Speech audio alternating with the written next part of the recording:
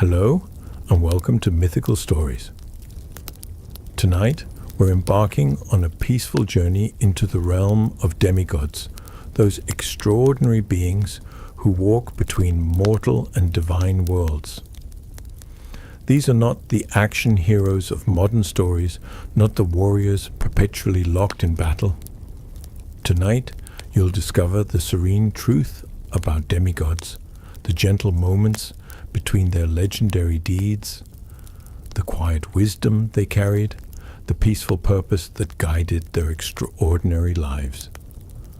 Demigods are not defined by their power or their victories.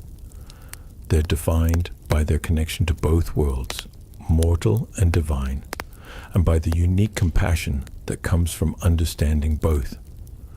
They know what it is to be human, to feel pain and doubt and fear. And they also touch something beyond human, something vast and eternal and peaceful. Tonight, you'll learn that demigods were not superhuman warriors. They were bridge builders between worlds, teachers of balance, guardians of the peaceful order that allows life to flourish. Before we journey deeper, if you're enjoying this peaceful content and would like more stories like this, please consider giving this video a like and subscribing to Mythical Stories. Your support helps us create more calming content for your rest. Thank you for being here. Now, let's prepare for our journey.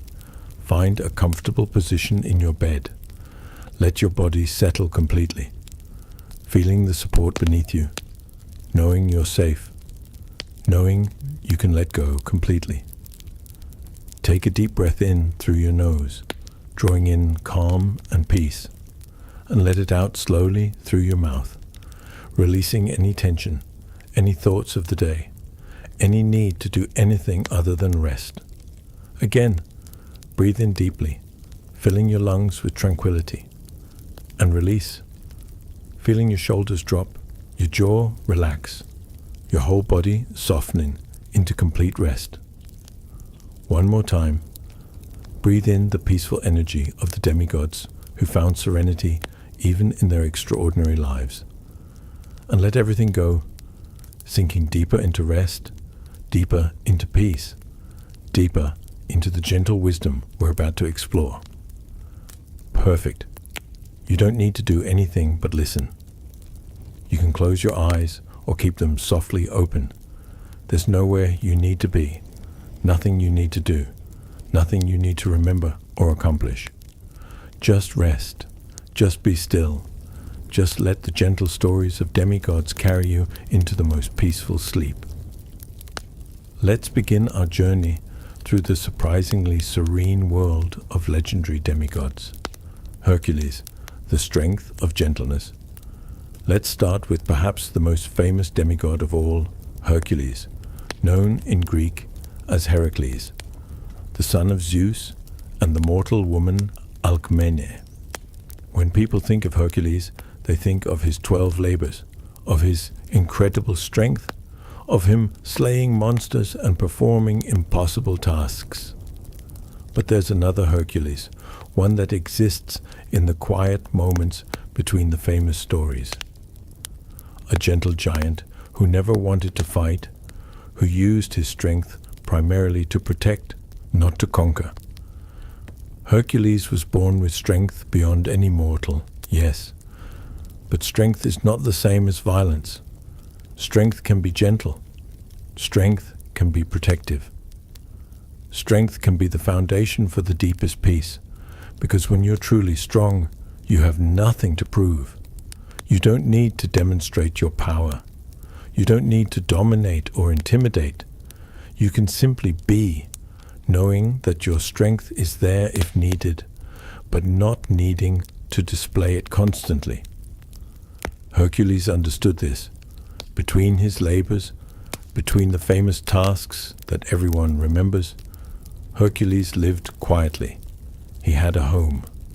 He had a family. He spent time in his garden, tending plants with hands that could crush boulders, but that touched delicate flowers with extraordinary care. He understood that true strength is shown not in destruction, but in restraint, not in what you can break, but in what you choose to protect. Think about the famous 12 labors. Yes, they involved fighting and difficulty, but look at what he was actually doing. He was cleaning the Augean stables, a task of service, of making something filthy into something clean. He was capturing animals, not killing them, bringing them back alive. He was solving problems, removing threats, making the world safer for ordinary people who couldn't protect themselves.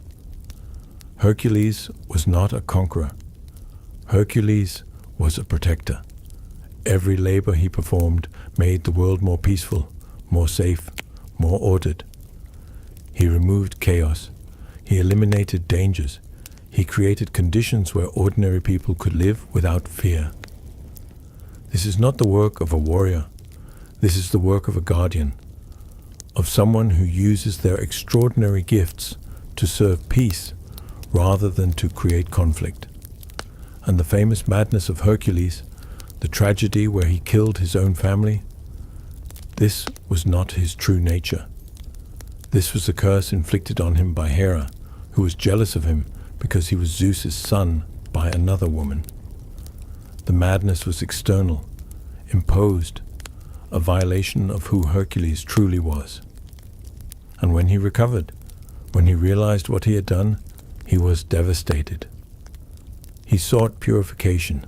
He accepted the 12 labors as penance. He spent the rest of his life trying to balance the scales, trying to create enough good to atone for the evil that had been forced upon him. This is not the story of a violent man. This is the story of a gentle soul who was violated, who had violence forced upon him, and who spent his entire life afterward creating peace, protecting others, ensuring that his strength would only ever be used for good. Hercules, carrying the weight of guilt, carrying the burden of what he'd been forced to do, and channeling that into service, into protection, into making the world better. Between his labors, Hercules would sit by rivers. He would watch the water flow. He would find peace in the steady, constant movement of water over stones, the eternal patience of the river that shapes the landscape not through force, but through persistence, through gentle, constant pressure applied over vast stretches of time. The river taught Hercules patience, taught him that strength doesn't have to be sudden and violent. Strength can be steady and patient and gentle, wearing away obstacles slowly, reshaping the world through consistent, peaceful effort. Hercules befriended children. Despite his fearsome appearance, his massive size and obvious power, children were drawn to him. Because children sense gentleness. Children know who is safe. And they felt safe with Hercules. They would climb on him like he was a mountain, and he would let them, would sit perfectly still so they could scramble over his massive shoulders, would smile at their games, would tell them stories in his deep, rumbling voice. Stories not of his battles, but of the places he'd seen, the beautiful things in the world, the kindness of strangers who had helped him on his journeys.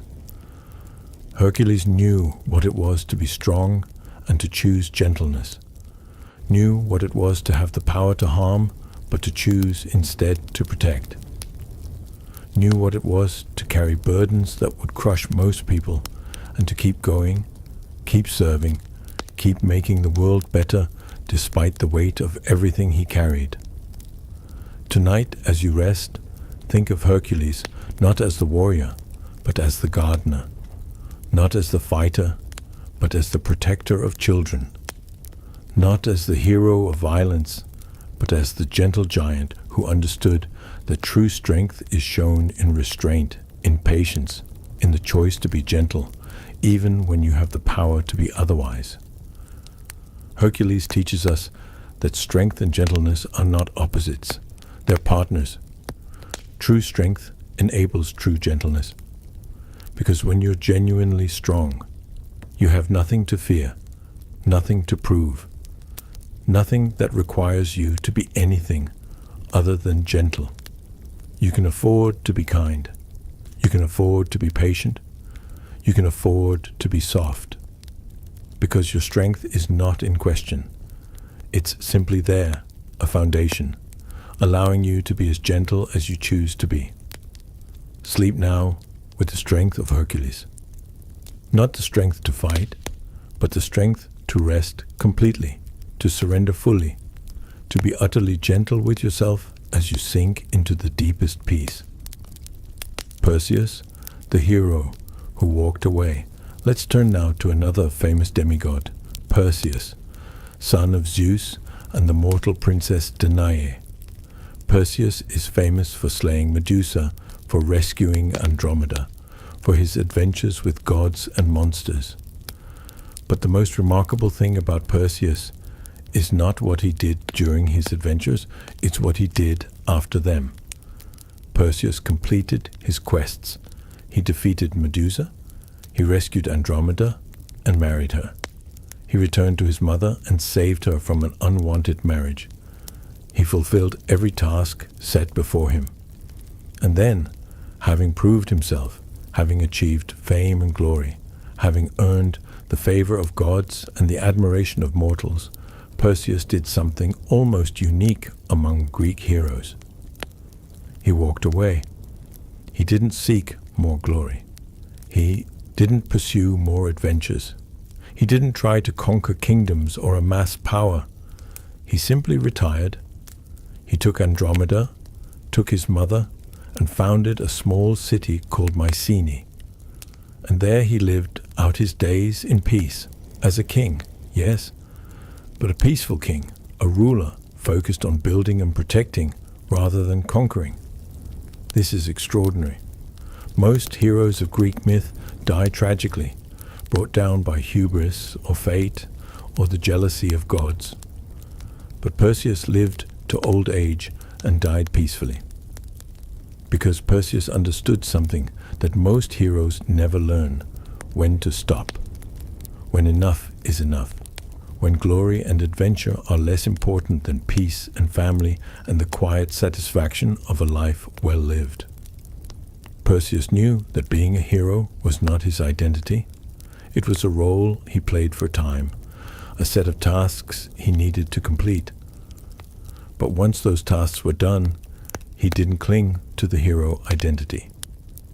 He didn't need to keep being the hero. He could let that go and become something else: a husband, a father, a king, a builder of cities, rather than a slayer of monsters. There's a profound wisdom in this. The wisdom of knowing when your active phase is complete, when it's time to transition from doing to being, from striving to resting, from proving yourself to simply existing in peace. Perseus completed his hero's journey and then lived the life that the journey had won him. He enjoyed the peace he had helped create. He lived in the world he had made safer. Between his adventures, even during them, Perseus was known for his thoughtfulness. He didn't rush into situations. He sought wisdom from Athena, from Hermes, from those who knew more than he did. He accepted help.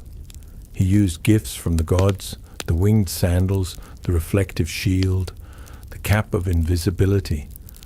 He understood that accepting help is not weakness. That wisdom is knowing what you don't know and seeking guidance from those who do.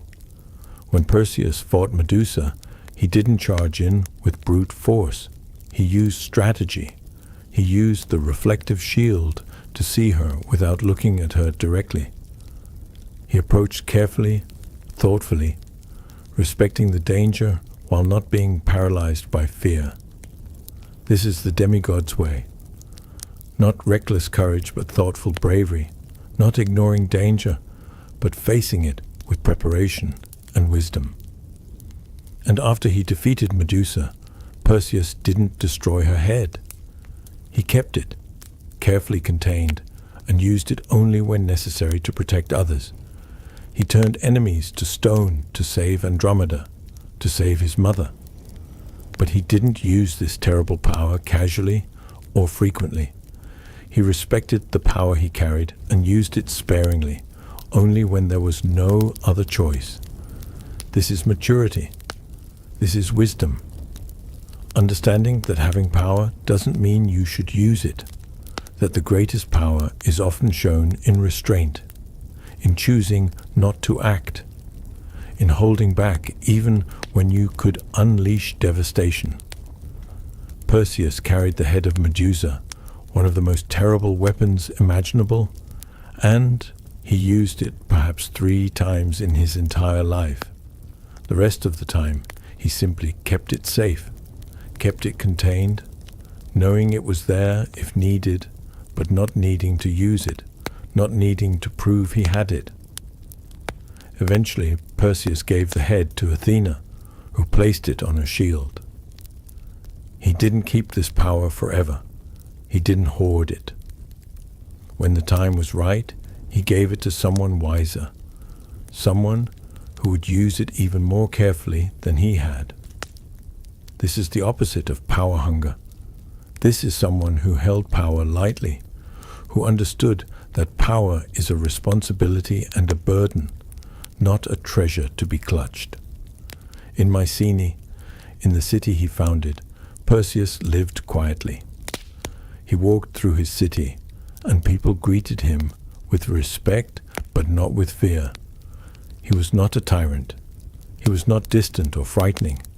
He was simply there, present, a steady hand guiding the city, ensuring it prospered, ensuring his people were safe and had what they needed. He grew old with Andromeda. They had children together. They watched their children grow. They became grandparents. This is a life most heroes never get to live. But Perseus did, because he understood when to be a hero and when to be a human, when to seek adventure and when to seek peace, when to prove himself and when to simply be himself. Perseus teaches us that accomplishment is not the same as identity, that you can achieve great things and then let them go. Let them be part of your past rather than defining your present. That there's a season for action and a season for rest, and wisdom is knowing which season you're in and living accordingly. Tonight, let Perseus remind you that you don't have to keep striving forever. You don't have to keep proving yourself endlessly. You can rest. You can be done for now. You can let go of the need to accomplish and simply be, simply exist in the peace you've earned, in the rest you deserve. Perseus walked away from glory to find peace, and tonight you can do the same. You can walk away from your day, from your tasks, from everything you've been trying to accomplish, and simply rest in the peace that's always available when you stop striving and allow yourself to simply be. Achilles, the warrior who wanted peace. Now let's explore Achilles, son of the sea nymph Thetis and the mortal king Peleus. Achilles is known as the greatest warrior of the Trojan War, the fierce fighter whose rage drives much of Homer's Iliad. But there's another Achilles, one that exists in the quieter moments of the epic, one that reveals a soul that wanted peace, but was trapped by destiny, by honor, by the expectations placed upon him. Achilles didn't want to go to Troy. When the Greek armies were gathering, when all the great heroes were called to sail and fight, Achilles was hidden by his mother. Thetis knew that if Achilles went to Troy, he would die there. She knew his fate. So she disguised him as a woman and hid him among the daughters of King Lycomedes, hoping to keep him safe, hoping to spare him from the war and the death that awaited him there. Achilles stayed hidden willingly. He could have revealed himself at any time. He had the strength, the pride, the warrior's spirit. But he chose to stay hidden, dressed in women's clothes, living peacefully among the women of the palace, because he didn't want war. He wanted life. He wanted to stay with Deidamia, the king's daughter, whom he had fallen in love with. He wanted the child they were expecting together. He wanted peace, family, life, not glory or death on a distant battlefield. Eventually, Odysseus discovered him through trickery, and Achilles went to Troy because honor demanded it, because he couldn't refuse once he was discovered without bringing shame on himself and his family. But that initial choice, that time spent in hiding, that willingness to dress as a woman and live peacefully rather than seek glory as a warrior, this tells us who Achilles truly was beneath the armor and the rage. At Troy, Achilles was the greatest fighter, but he didn't fight continuously. He spent much of the war in his tent, resting, talking with his companion Patroclus, playing the lyre, an instrument he loved, making music instead of making war. Achilles was a musician. In a quieter world, in a life not driven by fate and prophecy and obligation, Achilles might have been a poet, a singer, a creator of beauty, rather than a dealer of death. The famous rage of Achilles, the anger that drives the Iliad, this wasn't the rage of someone who loved violence. This was the rage of grief. Patroclus, his closest companion, the person he loved most, was killed wearing Achilles' armor. And Achilles' rage was the rage of unbearable loss. He didn't fight because he loved fighting. He fought because he couldn't bear the pain of Patroclus' death, and fighting was the only way he knew to discharge that pain, to make it external instead of internal, to hurt others because he was hurting so much himself. This is not the rage of a violent soul. This is the rage of a sensitive soul in unbearable pain, lashing out because the grief is too much to contain. And after his rage was spent, after he killed Hector and desecrated his body in his anguish, Achilles began to feel shame, began to recognize that his actions, however understandable given his grief, were not honorable, were not right. And then King Priam came to Achilles' tent, the father of the man Achilles had killed, coming as a supplicant, begging for his son's body back so Hector could be buried with honor. And Achilles could have refused, could have continued his rage, could have turned Priam away or even harmed him. But he didn't. Achilles looked at Priam and saw his own father, saw an old man grieving for his son, saw a father's love that transcended even war and enmity. And Achilles wept with Priam.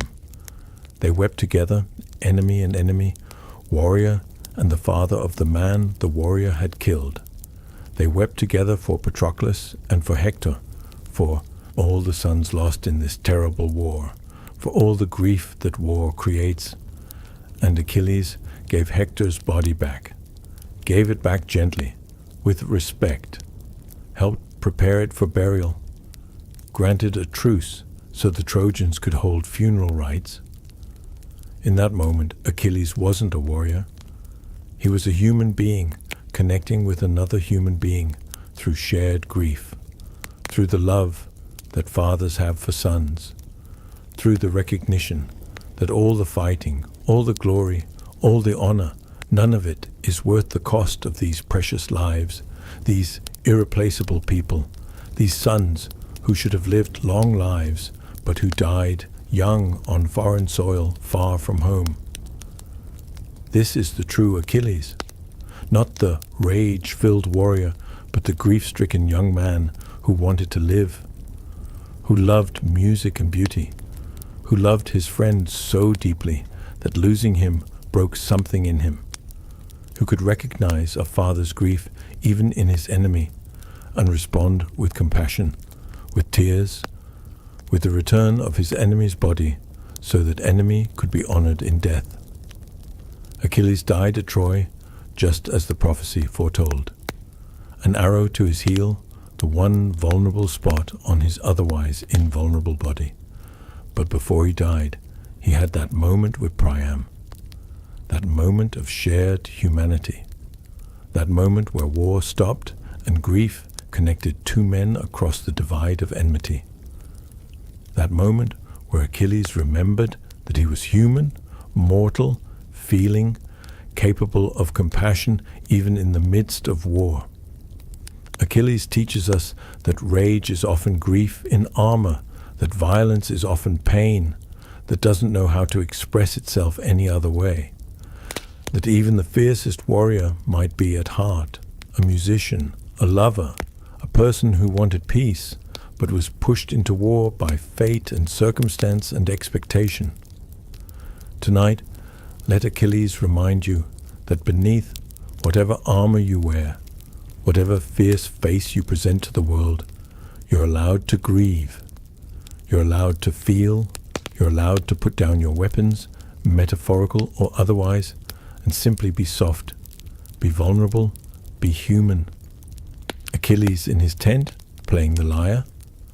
Achilles weeping with Priam. This is Achilles at his most truly heroic. Not when he was killing, but when he was feeling, when he was connecting, when he was allowing his grief to be grief rather than forcing it to be rage. Rest now with the permission to be soft, to be vulnerable, to let down your guard completely.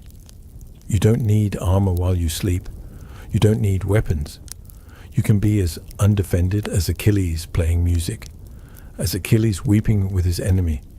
You can let yourself feel, let yourself rest, let yourself be completely, utterly, perfectly human. Theseus, the king who learned humility. Let's explore Theseus, son of Aegeus, king of Athens, and Poseidon, god of the sea. Two fathers, mortal and divine, giving Theseus both royal authority and divine strength. Theseus is famous for killing the Minotaur, for his adventures on the road to Athens, for becoming a great king. But the most important part of Theseus' story is not his victories, but his mistakes and what those mistakes taught him.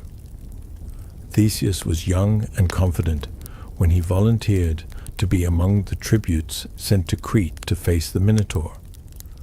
He was sure he could defeat the monster, sure he could save the other Athenian youths, sure he could end the terrible tribute that Athens had to pay to Crete.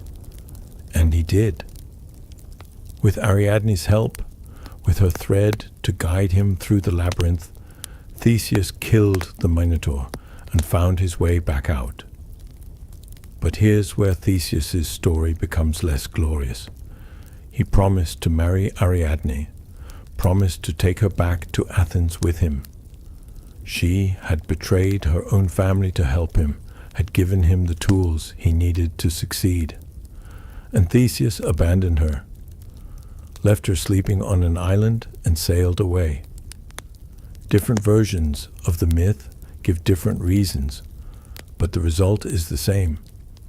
Theseus broke his promise to the woman who had saved him. And then, sailing home triumphant, Theseus forgot to change his sails from black to white, the signal he had promised his father to show he had survived. His father, King Aegeus, was watching from a cliff. He saw the black sails. He believed his son was dead, and in his grief, Aegeus threw himself from the cliff into the sea, which has been called the Aegean ever since. Theseus arrived home victorious to find his father dead, dead because of Theseus's thoughtlessness, his forgetfulness, his carelessness after victory. He had defeated the Minotaur, but lost his father. He had won glory, but caused terrible grief. This was Theseus's first great lesson in humility. Theseus became king of Athens, and for a time he ruled well. He unified Attica, brought the surrounding communities under Athens' protection, established democratic institutions, created the festivals and games that would make Athens great. He was a builder, an organizer, a king who thought about his people's welfare and worked to create systems that would serve them. But Theseus was also rash. He and his friend Perseus decided to abduct Helen, the most beautiful woman in the world, and then to descend to the underworld to abduct Persephone, queen of the dead.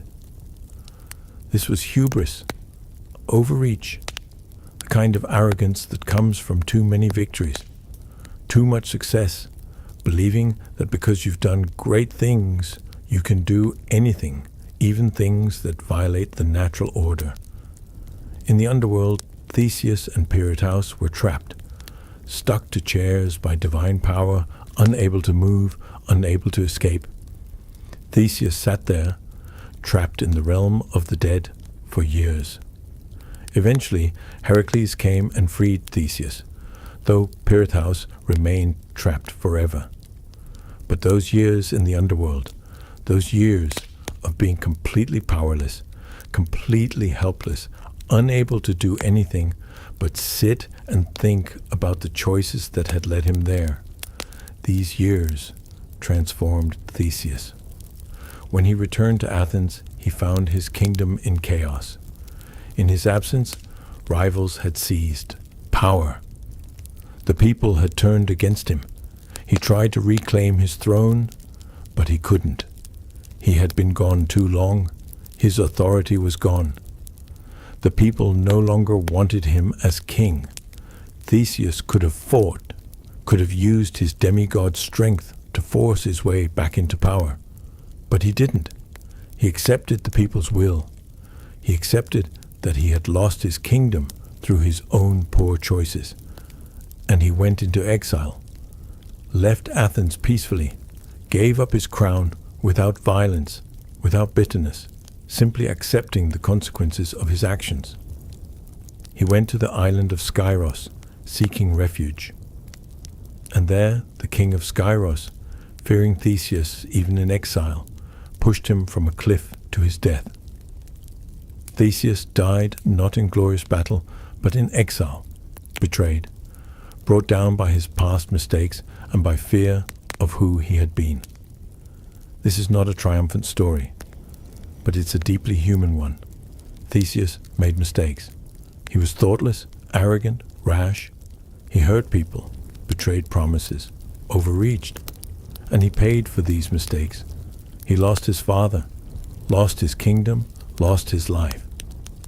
But between those mistakes and consequences, Theseus changed. Theseus learned. The years trapped in the underworld taught him humility, taught him the limits of mortal power, even demigod power, taught him that there are forces greater than strength, greater than cleverness, greater than will, taught him that sometimes all you can do is sit with the consequences of your choices and accept them, endure them, wait for whatever comes next without being able to control or change it. And when Theseus returned and found his kingdom lost, he accepted it. He didn't rage against it. He didn't try to force his will on people who no longer wanted him as king. He accepted their right to reject him. He accepted that he had failed them, that his absence had hurt them, that they had every right to choose different leadership.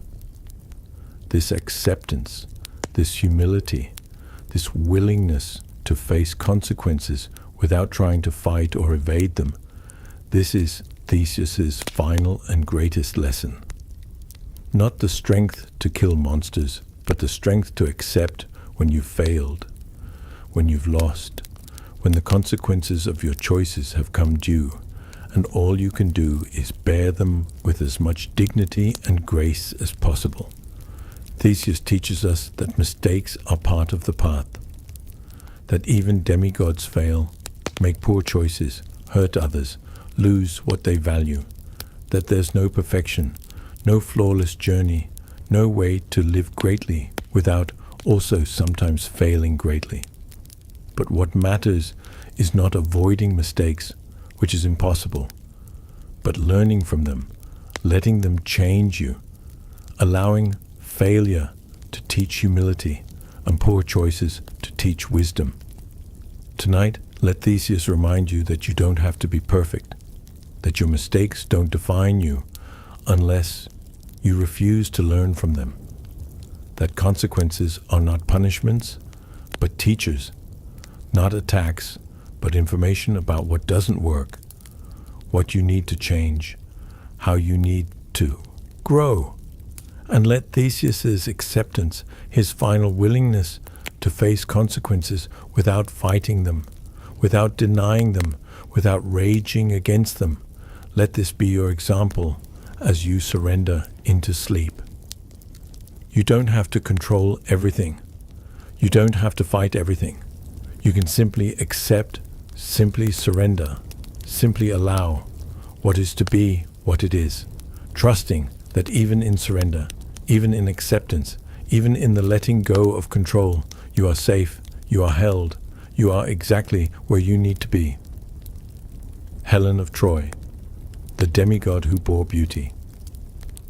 Let us turn now to Helen of Troy, daughter of Zeus and Leda, the most beautiful woman in the world, whose face was said to have launched 1,000 ships. Helen is usually portrayed as an object, a prize to be won, a cause of war, but not an actor in her own story.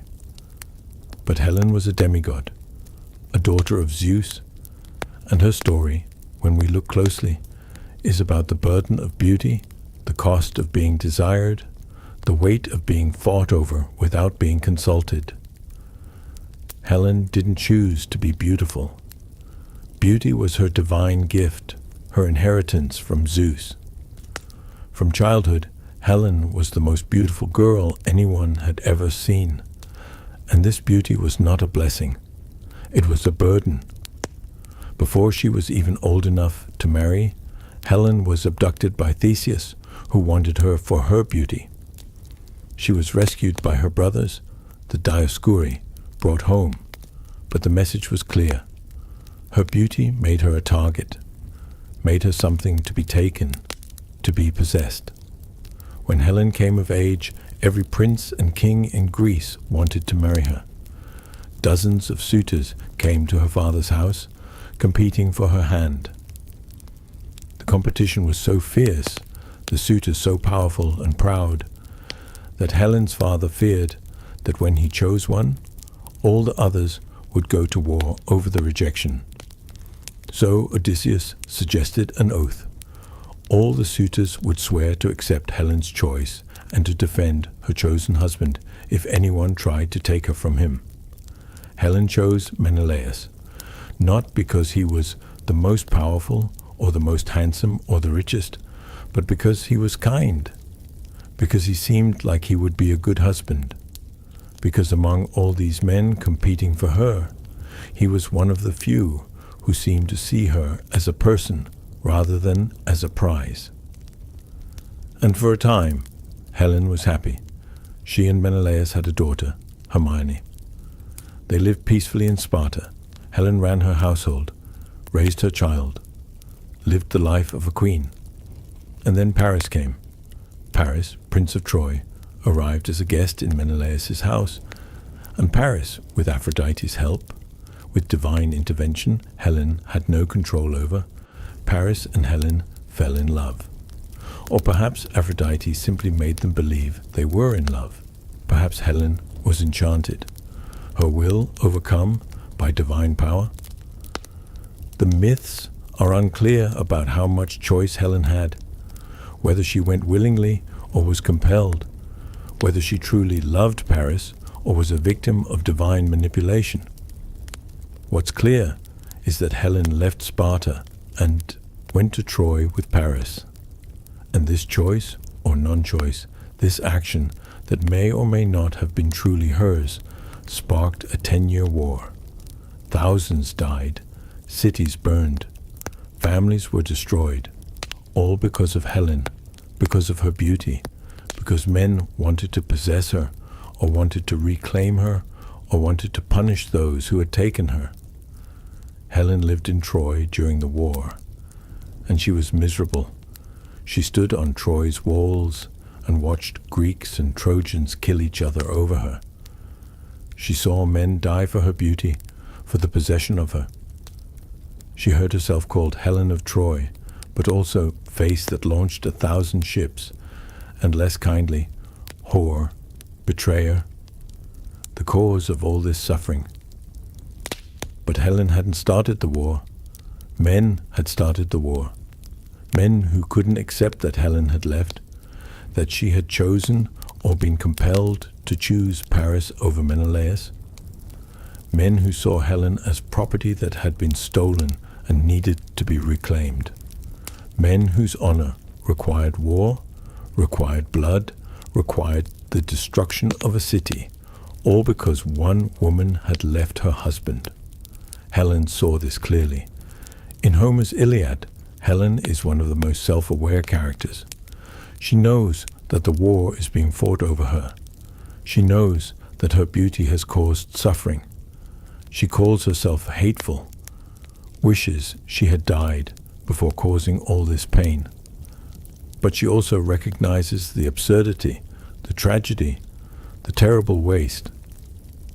She sees how small her personal story is compared to the vast suffering it has spawned, how her individual choice or non-choice has been inflated into a justification for war and destruction on a massive scale. Helen was kind to the Greeks even while living in Troy. When Odysseus entered Troy in disguise as a spy, Helen recognized him but didn't reveal him. She could have had him killed, could have won favor with the Trojans by exposing him, but she didn't. She protected him, because Helen didn't want anyone else to die, didn't want the war to continue, didn't want more suffering on either side. When Troy fell, when the Greeks finally won and broke into the city, Menelaus came to kill Helen. He arrived with his sword drawn, ready to execute the wife who had left him, who had caused him such humiliation, who had been the reason for 10 years of war.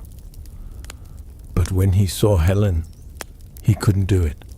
Her beauty, even after 10 years, even after all the suffering, was so overwhelming that he lowered his sword and forgave her, took her back as his wife, brought her home to Sparta. Helen returned to Sparta and resumed her life as Menelaus' queen, and she lived there for the rest of her days, quietly, peacefully. No more drama, no more men fighting over her, no more wars sparked by her beauty. She grew older, her legendary beauty fading as all beauty fades, becoming an older woman, a grandmother, a person rather than an object of desire. And in that later life, Helen found peace, found relief in no longer being the most beautiful woman in the world, found freedom in aging, in becoming invisible in the way older women become invisible, no longer looked at with desire, no longer fought over, no longer a prize or a trophy or a possession. Just Helen, just herself, just a person who had lived through extraordinary events and who had survived them and who was, finally, at peace. Helen teaches us about the burden of being desired, about how being wanted by others can trap you, can turn you into an object, can make your life about other people's wants rather than your own needs and choices. Helen's beauty was a divine gift, but it was also a curse.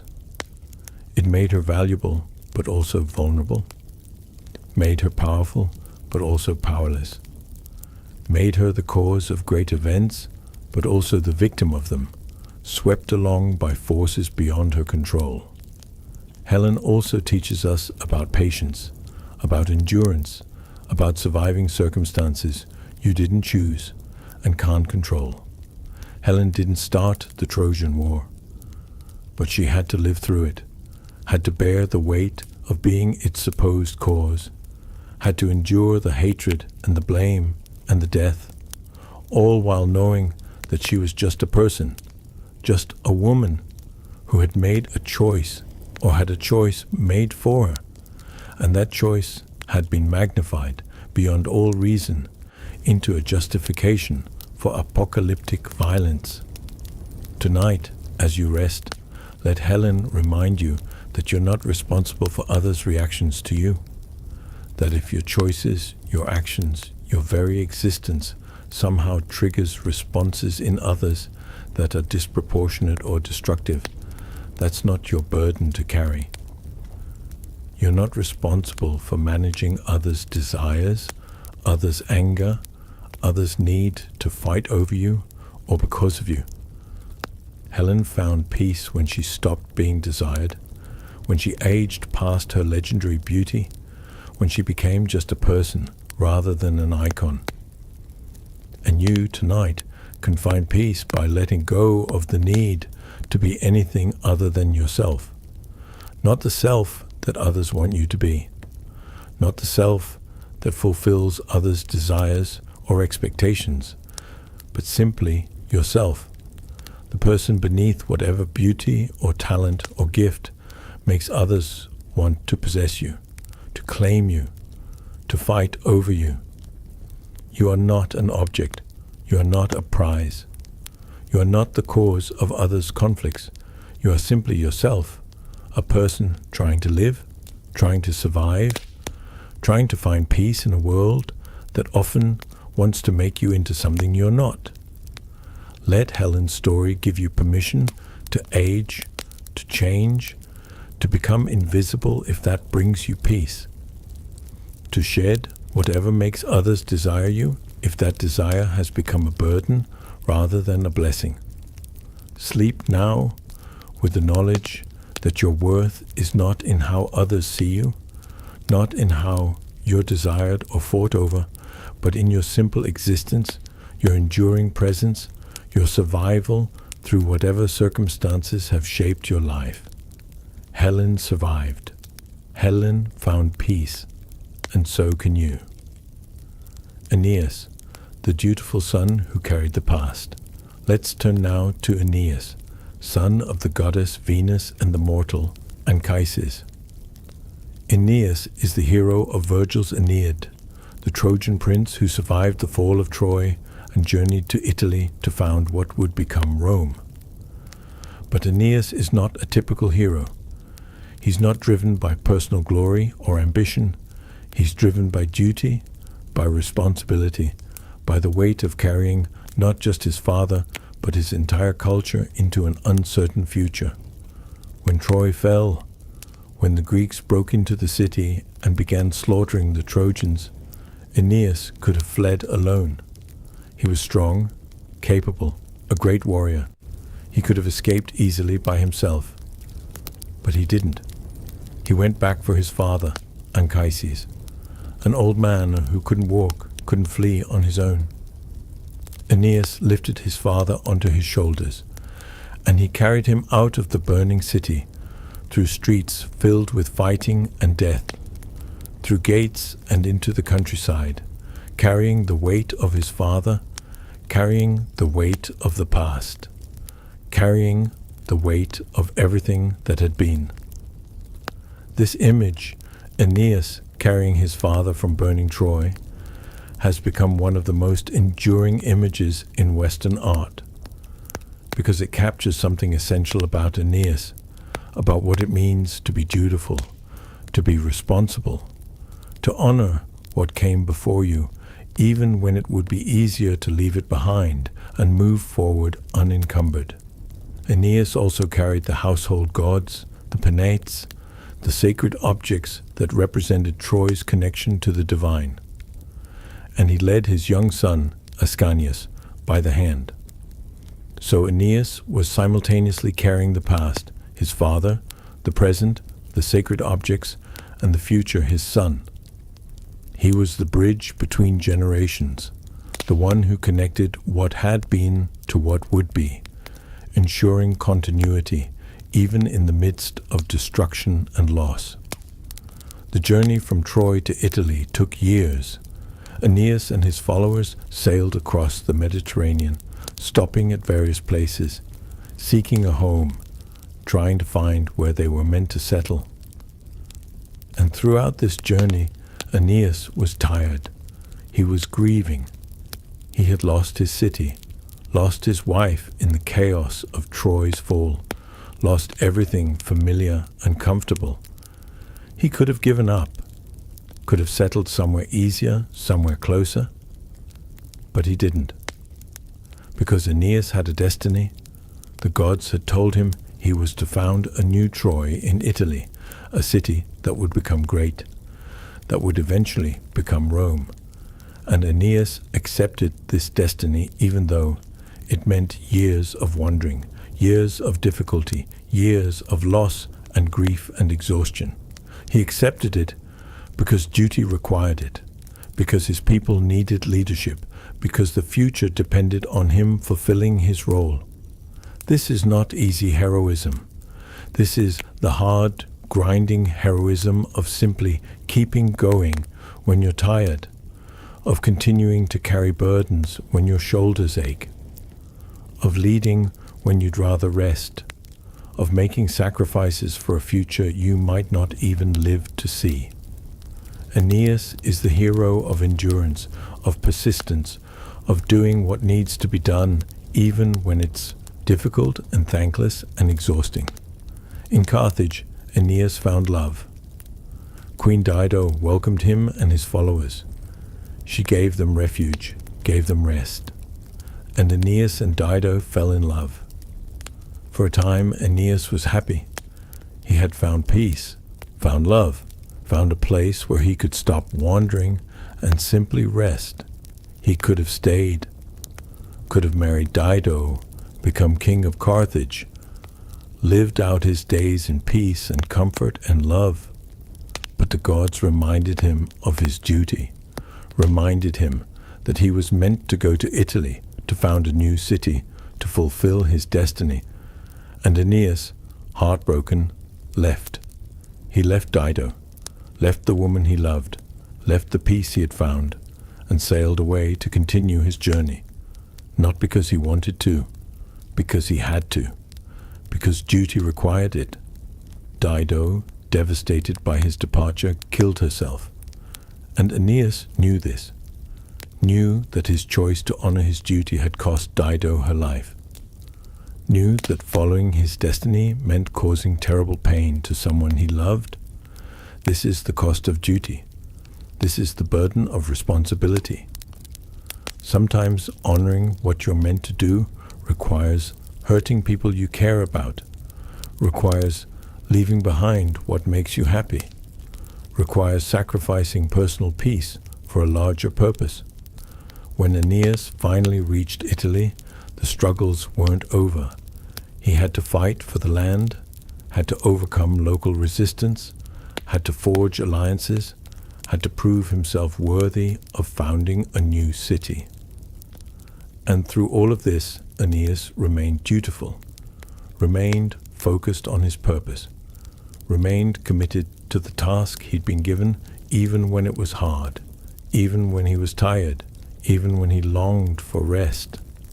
Aeneas teaches us about responsibility, about what it means to carry burdens not because you want to, but because someone must, about what it means to honor the past while building the future, about what it means to keep going when you're exhausted, to lead when you'd rather follow, to sacrifice personal happiness for the welfare of those who depend on you. There's a quietness to Aeneas' heroism. He doesn't seek glory. He doesn't boast. He doesn't celebrate his victories. He simply does what needs to be done, carries what needs to be carried, leads when leadership is required. He's not driven by pride or ambition. He's driven by duty, by the knowledge that he has a role to play and that playing that role matters, even when it's difficult, even when it costs him personally. Tonight, as you rest, let Aeneas remind you that it's okay to put down your burdens for a while, that you don't have to carry everything all the time, that rest is not shirking duty, but preparing for it, gathering strength so you can continue carrying what you need to carry. Aeneas rested when he could. He accepted hospitality, accepted help, accepted moments of peace between the struggles. He didn't carry his burdens without pause. He carried them, and then he rested, and then he carried them again. You are allowed to rest. You are allowed to put down whatever you've been carrying, at least for tonight, at least while you sleep. The burdens will be there tomorrow if you need to pick them up again. But for now, for these hours of darkness and peace, you can let them go. You can be unburdened. You can rest as Aeneas rested between his journeys, gathering strength, allowing yourself to simply be rather than constantly doing, constantly carrying, constantly leading. Sleep now with the permission to rest completely. Aeneas carried his father from Troy, but even Aeneas rested. Even Aeneas allowed himself moments of peace. And if Aeneas, carrying the weight of an entire civilization's future, could rest, then so can you. Your burdens will wait. Your responsibilities will still be there. But for now, just rest. Just let go. Just allow yourself to be held rather than holding, to be carried rather than carrying, to surrender into the peace that's available when you stop trying to do everything and simply allow yourself to be. Orpheus, the musician who loved too much. Now let's explore one of the gentlest demigods in all of mythology, Orpheus, son of the muse Calliope and either Apollo or a mortal king named Oeagrus. Orpheus was not a warrior, he was a musician. His gift was not strength or speed or combat skill. His gift was music so beautiful that it could move stones, tame wild animals, make trees bend to listen, make rivers pause in their flow. Orpheus represents the power of art, of beauty, of the gentle power that moves hearts rather than breaking bodies. In a world of warriors and battles, Orpheus was different. He created rather than destroyed. He harmonized rather than conflicted. He brought peace through beauty rather than through force. Orpheus fell in love with Eurydice, a beautiful woman, a nymph in some versions of the story. They married and they were happy.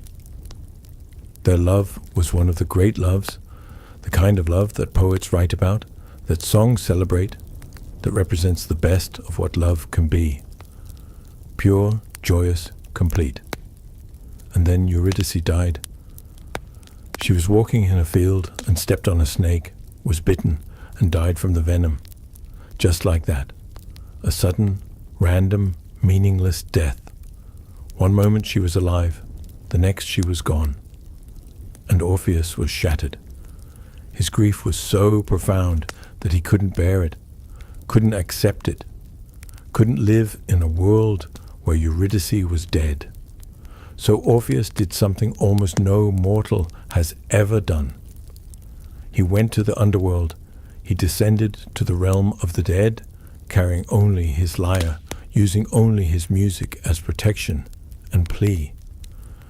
He walked through the darkness, through the terrors of the underworld, playing his lyre, singing songs of his love and his grief. And his music moved everything it touched. The fierce dog Cerberus, who guards the gates of the underworld, allowed Orpheus to pass. The shades of the dead paused in their suffering to listen. The Furies, who punish the wicked, wept at his songs. The judges of the dead stopped their judgments to hear his music. Everything in the underworld, All the pain and punishment and darkness, everything paused to listen to Orpheus singing of his love for Eurydice.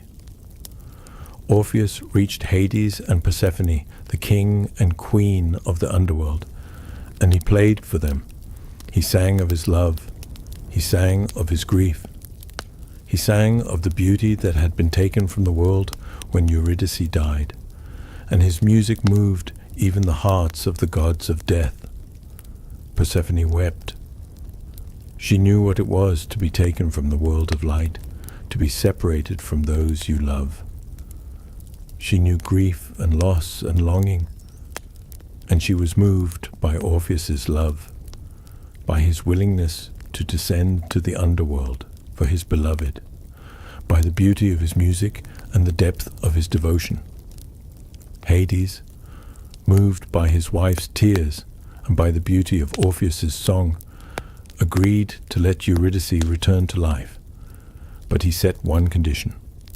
Orpheus must walk back to the surface, back to the world of light, and Eurydice would follow him. But Orpheus must not look back, must not turn around to see if she was following, must trust that she was there, must have faith that Hades had kept his word, must walk all the way back to the surface without looking back at his beloved. Orpheus agreed, and he began the long walk back, through the darkness of the underworld, up the long path toward the light. And Eurydice followed behind him, her shade restored to form, returning to life with every step closer to the surface. But Orpheus couldn't see her, couldn't hear her, could only trust that she was there, could only have faith that she was following. And the path was long, and the darkness was deep, and Orpheus began to doubt, began to fear. What if Hades had tricked him? What if Eurydice wasn't really following? What if he walked all this way and emerged alone? The doubt grew, the fear grew, the need to know, to be certain, to see his beloved and confirm that she was truly there. This need became overwhelming. And just before they reached the surface, just as light was becoming visible ahead, Orpheus turned around. He looked back.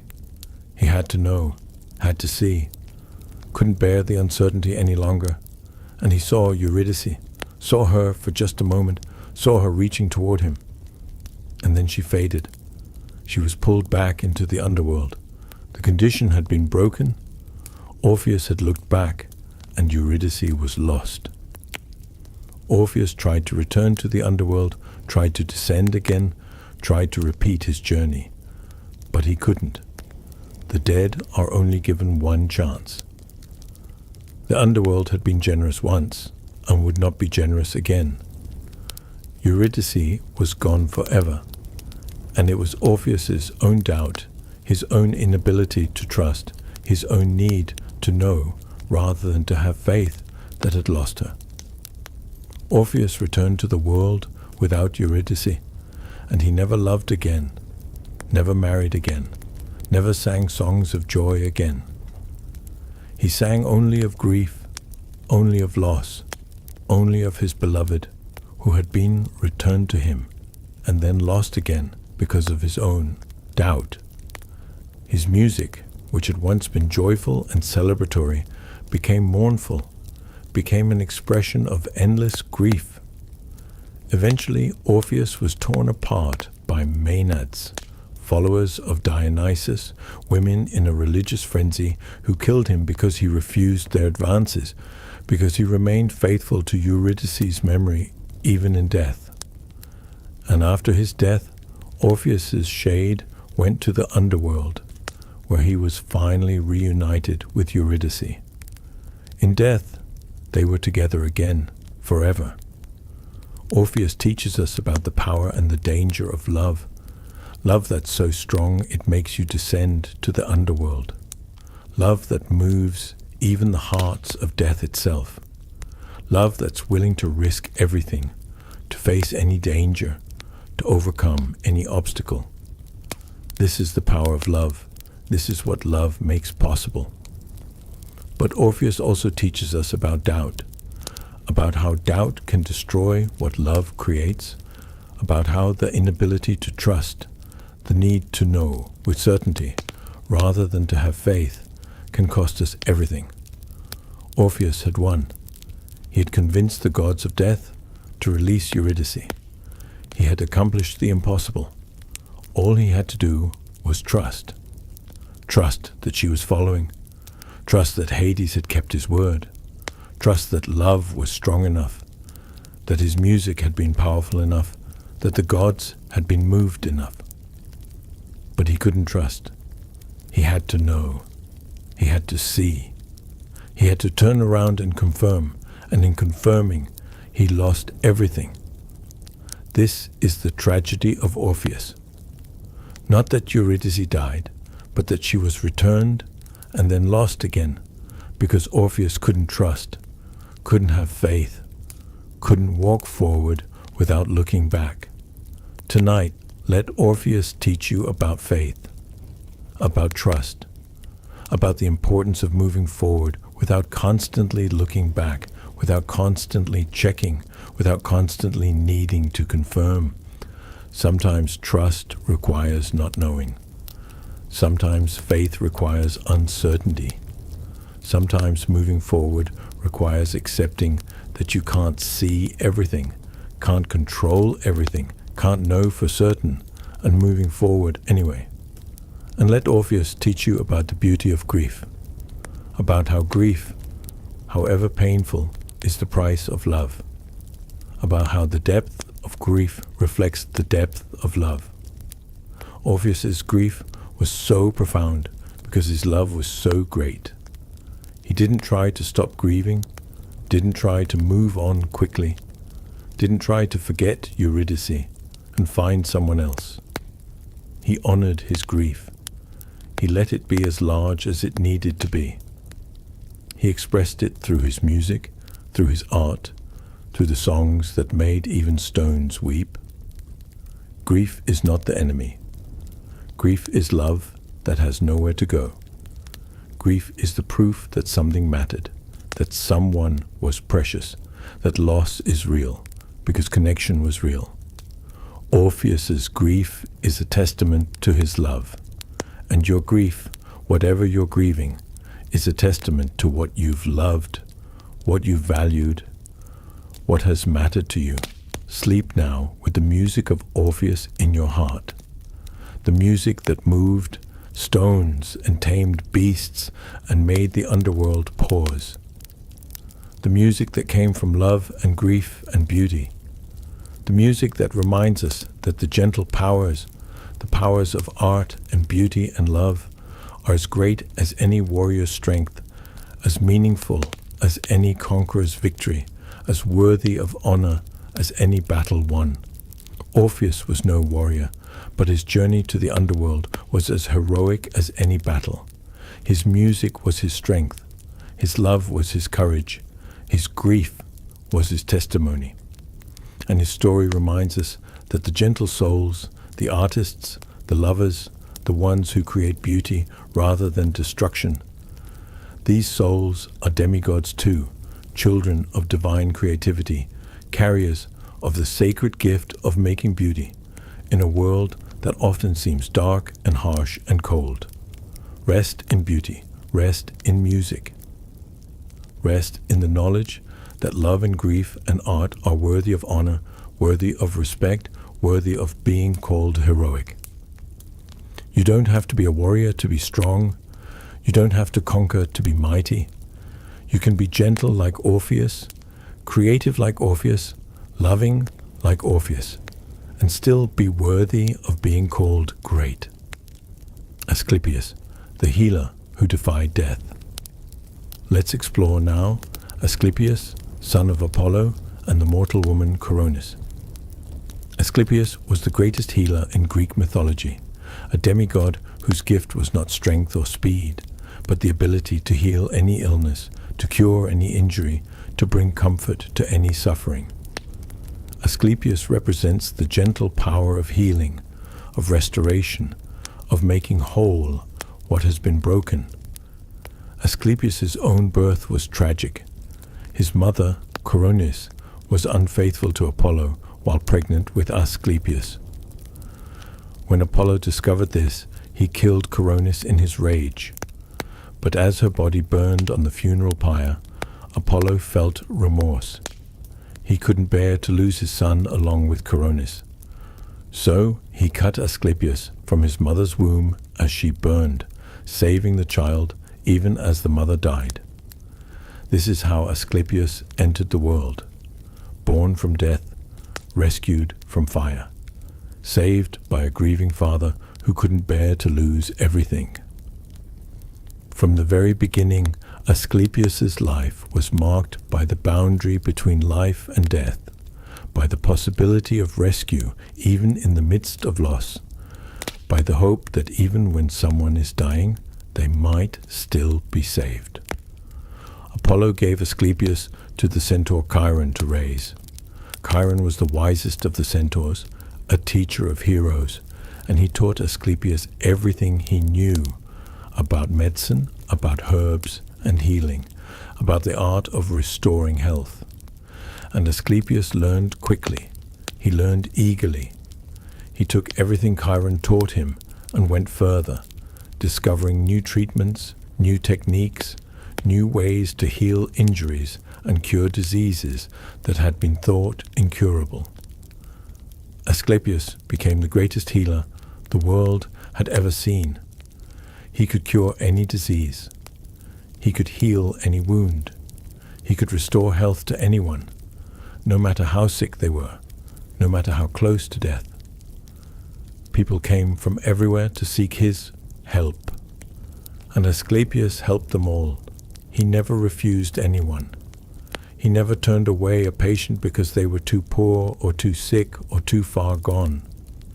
He healed everyone who came to him, asking nothing in return, simply using his gift to reduce suffering, to restore health, to give people back their lives. But Asclepius wasn't satisfied with just healing the sick. He wanted to go further. He wanted to defeat death itself. And eventually he learned how. He discovered the secret of resurrection. He learned how to bring the dead back to life. And he did it. He resurrected several people who had died, bringing them back from death, restoring them to life and health. This was too much. This violated the natural order. Death is supposed to be final. The boundary between life and death is supposed to be absolute. And Asclepius had crossed it. He had brought people back from death, and in doing so, he had challenged the fundamental structure of reality. Hades, god of the underworld, complained to Zeus. If Asclepius could bring the dead back to life, then death lost its meaning. The underworld would be emptied. The natural order would collapse. Zeus reluctantly agreed. Asclepius had to be stopped. So Zeus struck Asclepius down with a thunderbolt, killing him, ending his work of healing and resurrection. But even Zeus recognized Asclepius's value, recognized that his work had been noble, that his desire to heal and save lives had come from compassion rather than hubris. So Zeus placed Asclepius among the stars as the constellation Ophiuchus, the serpent-bearer, honoring him even in death, ensuring that his memory would endure forever. And Asclepius's legacy continued. Healing temples were built in his honor throughout the ancient world. People would come to these temples seeking healing, would sleep in the sacred precincts, would have dreams where Asclepius appeared to them and told them how to cure their ailments. The art of medicine was practiced in Asclepius's name. Doctors took oaths invoking Asclepius, promising to use their skills to heal rather than to harm, to reduce suffering rather than to cause it. Asclepius teaches us about the compassion of healing, about what it means to dedicate your life to reducing others' suffering, to restoring health, to making people whole. Asclepius never used his healing abilities for personal gain. He never charged exorbitant fees. He never refused to help someone because they couldn't pay. He simply healed because people needed healing, because suffering needed to be reduced, because his gift existed to be used in service of others. This is the healer's path, not glory or wealth or power, but service, not recognition or fame, but the quiet satisfaction of knowing that because of your work, someone's pain has been reduced, someone's health has been restored, someone's life has been saved. The healer works in the background, unseen and often unthanked, simply doing what needs to be done because people are suffering, and suffering should be reduced wherever possible. Asclepius also teaches us about the boundary between life and death, about how that boundary is both important and painful. Important because death gives life meaning, because the temporary nature of existence is what makes each moment precious. But painful because we lose people we love, because death takes from us those we can't bear to lose, because the finality of death is so absolute and so cruel. Asclepius tried to defeat death out of compassion.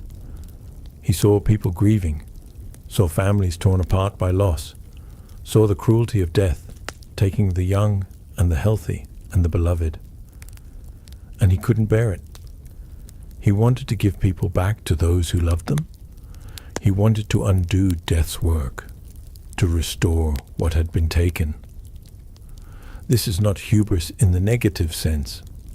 This is compassion taken to its furthest extreme. This is love for humanity so great that it couldn't accept death's dominion, that wanted to save everyone, to heal everyone, to ensure that no one had to suffer the pain of loss. Asclepius was killed not because he was evil, but because his compassion was so great it threatened the order of reality itself. Tonight, let Asclepius remind you of the power of compassion, of the value of healing, of the nobility of working to reduce suffering wherever you find it.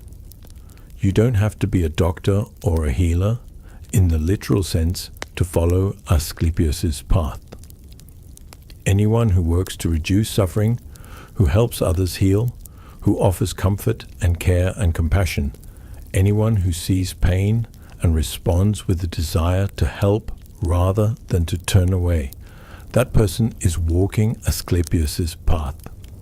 And let Asclepius remind you that healing is a process, that restoration takes time, that becoming whole again after being broken is not instant but gradual, not a single moment but a journey. Asclepius worked patiently with his patients.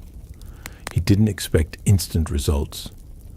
He understood that healing requires time, requires patience, requires persistence. If you're healing from anything, physical or emotional or spiritual, give yourself time. Give yourself patience.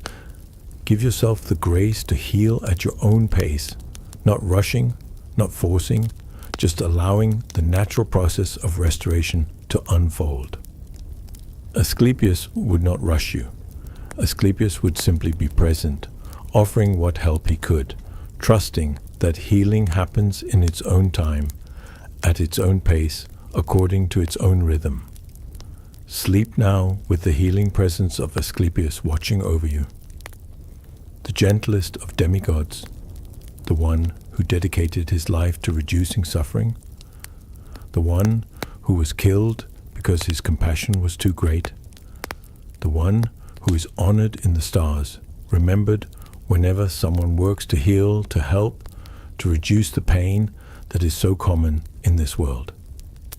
Asclepius watches over you tonight, and in his gentle presence you can rest, can heal, can restore yourself, knowing that healing is possible, that restoration is real, that even what seems broken can be made whole again with time and care and patience. Gilgamesh, the king who learned mortality. Let us turn now to Gilgamesh, the great king of Uruk, son of the goddess Ninsun, and a mortal king. Gilgamesh is one of the oldest heroes in recorded literature, his story told in the Epic of Gilgamesh, written thousands of years ago in ancient Mesopotamia. Gilgamesh was 2/3 divine and 1/3 mortal, and his story is about learning to accept the 1/3 that is mortal, learning to accept death, learning to find meaning in a life that will end. When the epic begins, Gilgamesh is a terrible king. He's arrogant, tyrannical, using his strength and power to oppress his people rather than to serve them. He forces young men into endless labor building his monuments. He claims the right to sleep with every bride on her wedding night. He's powerful, and he knows it, and he uses that power selfishly, caring nothing for the suffering he causes. The people of Uruk pray to the gods for relief, and the gods respond by creating Enkidu, a wild man who lives in the wilderness with the animals, who knows nothing of civilization, but who has strength equal to Gilgamesh's. Enkidu is created to be Gilgamesh's equal, his rival, someone who can challenge him and perhaps humble him. Enkidu comes to Uruk, and he and Gilgamesh fight. They wrestle in the streets, two beings of enormous strength testing each other, neither able to gain advantage over the other. And in that fight, that contest of equals, something remarkable happens. They recognize each other. They see in each other someone who understands, someone who shares the burden of extraordinary strength, someone who has been alone in their power until this moment. The fight ends not in victory, but in friendship. Gilgamesh and Enkidu become the closest of companions. They love each other with the kind of love that transcends categories, that is brotherhood and friendship and devotion all at once. They become inseparable, and Enkidu civilizes Gilgamesh, teaches him compassion, teaches him to use his strength to protect rather than to oppress, teaches him what it means to care about someone other than yourself.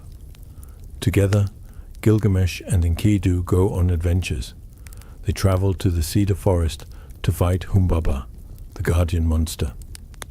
They kill the bull of heaven when it threatens Uruk. They are heroes together, facing dangers, protecting people, using their strength in service rather than in tyranny. But then disaster strikes. The gods, angry that Gilgamesh and Enkidu killed Humbaba and the bull of heaven, decide that one of them must die as punishment, and they choose Enkidu. Enkidu falls ill. For 12 days he lies dying, and Gilgamesh sits beside him, watching his beloved friend waste away, powerless to help, unable to do anything but witness Enkidu's slow decline toward death. And when Enkidu finally dies, Gilgamesh is shattered. He refuses to accept it. He won't allow Enkidu's body to be buried. He sits with the corpse for days, as 1919, if his refusal to let go could somehow keep Enkidu in the world. He only finally releases the body when maggots begin to fall from Enkidu's nose, when the physical reality of death becomes undeniable. Gilgamesh's grief transforms into terror, because Enkidu's death has shown him his own mortality. If Enkidu can die, then Gilgamesh can die. His divine blood doesn't make him immortal. It only makes him live longer, be stronger, but eventually, inevitably, he too will die. And Gilgamesh can't accept this, can't bear the thought of his own death. So he sets out on a quest to find immortality. He travels to the ends of the earth seeking Utnapishtim, the one human who was granted immortality by the gods, hoping to learn the secret, hoping to escape death. The journey is long and difficult. Gilgamesh crosses the waters of death, passes through realms where no living person has gone, and finally he finds Utnapishtim, and he asks him how to become immortal, how to escape death. Utnapishtim tells him the story of the great flood, how he and his wife were the only humans to survive, how the gods granted them immortality as a reward. But this was a unique circumstance, never to be repeated. The gods will not grant Gilgamesh immortality. Death is the fate of all mortals, even those with divine blood. But Utnapishtim takes pity on Gilgamesh. He tells him of a plant that grows at the bottom of the ocean, a plant that can restore youth, that can at least delay death, if not prevent it entirely. Gilgamesh dives to the ocean floor and retrieves the plant. He has it. He has found something that can extend his life, that can give him more years, more time. He's triumphant. But on the journey home, Gilgamesh stops to bathe in a pool, and while he's bathing, a serpent smells the plant and steals it, eating it and shedding its skin, becoming young again. Gilgamesh emerges from the pool to find the plant gone. His quest has failed. He has journeyed to the ends of the earth, has achieved the impossible task of finding the plant of youth, and he's lost it through a moment of inattention, a simple act of setting it down while he bathed. Gilgamesh returns to Uruk, empty-handed. He has not achieved immortality. He has not escaped death. He has learned through his journey, through his loss, through the serpent stealing the plant, that death is inevitable, that even demigods die, that there is no escape, no way to avoid the end that comes to all living things. But something has changed in Gilgamesh. He returns to Uruk, and he looks at his city with new eyes. He sees the walls he has built, the temples, the gardens, the civilization he has created, and he realizes that this is his immortality, not living forever, but creating something that lasts beyond his life. Not escaping death, but making something meaningful with the life he has.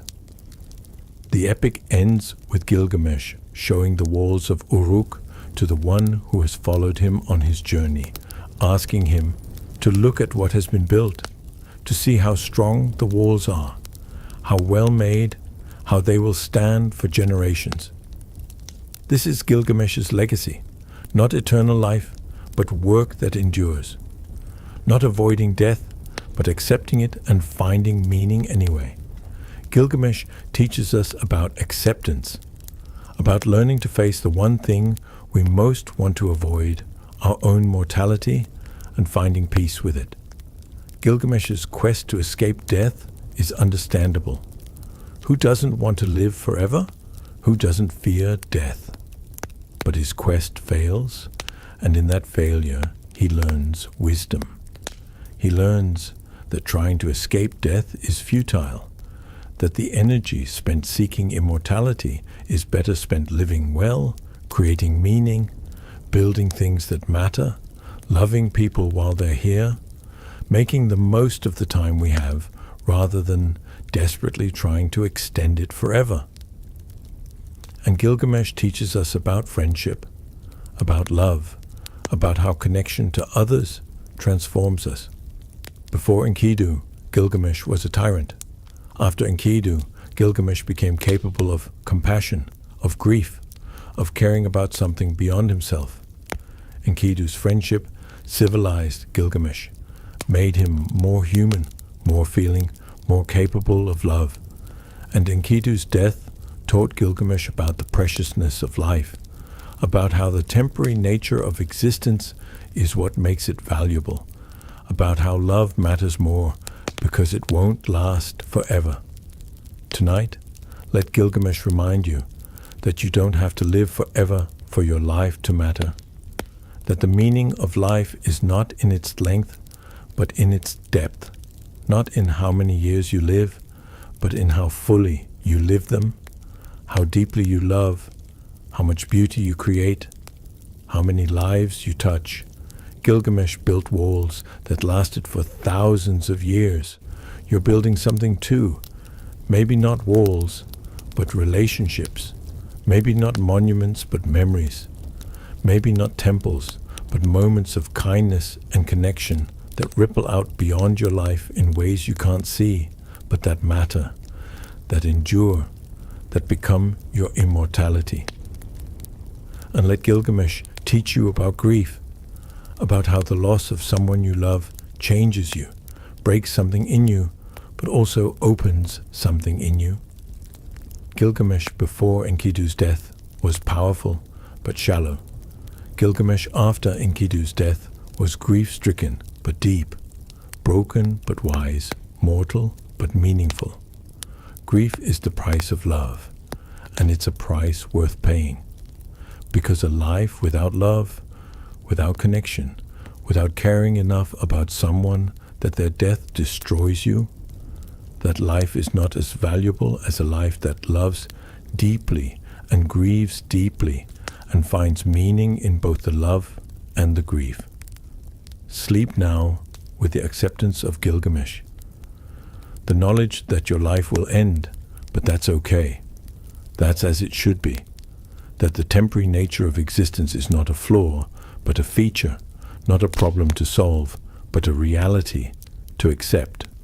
You don't need to live forever. You just need to live well, love deeply, create meaning, connect genuinely, and trust that these things matter, that they endure, that they are enough. Gilgamesh found peace, not in escaping death, but in accepting it. And tonight you can find peace the same way.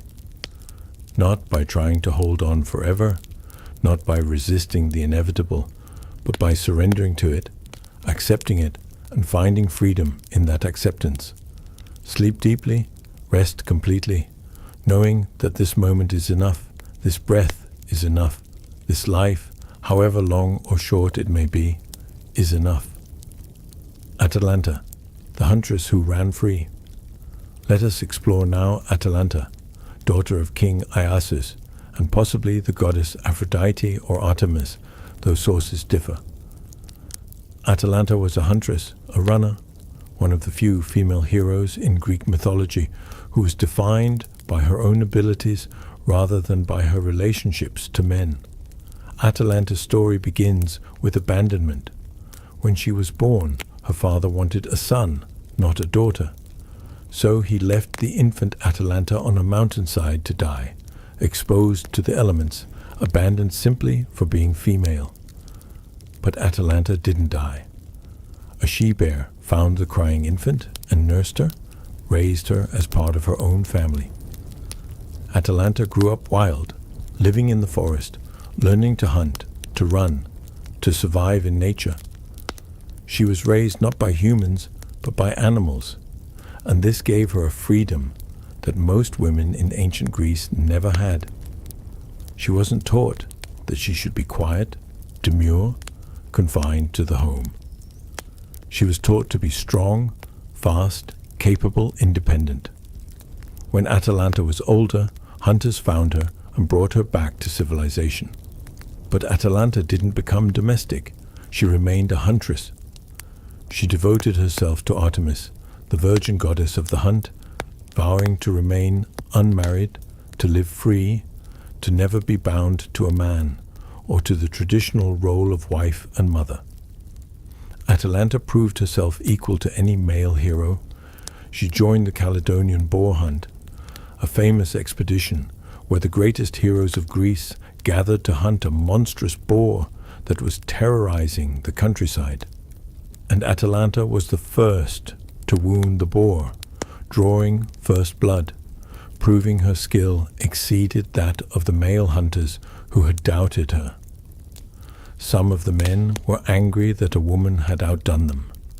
They refused to accept that she deserved honor for her achievement.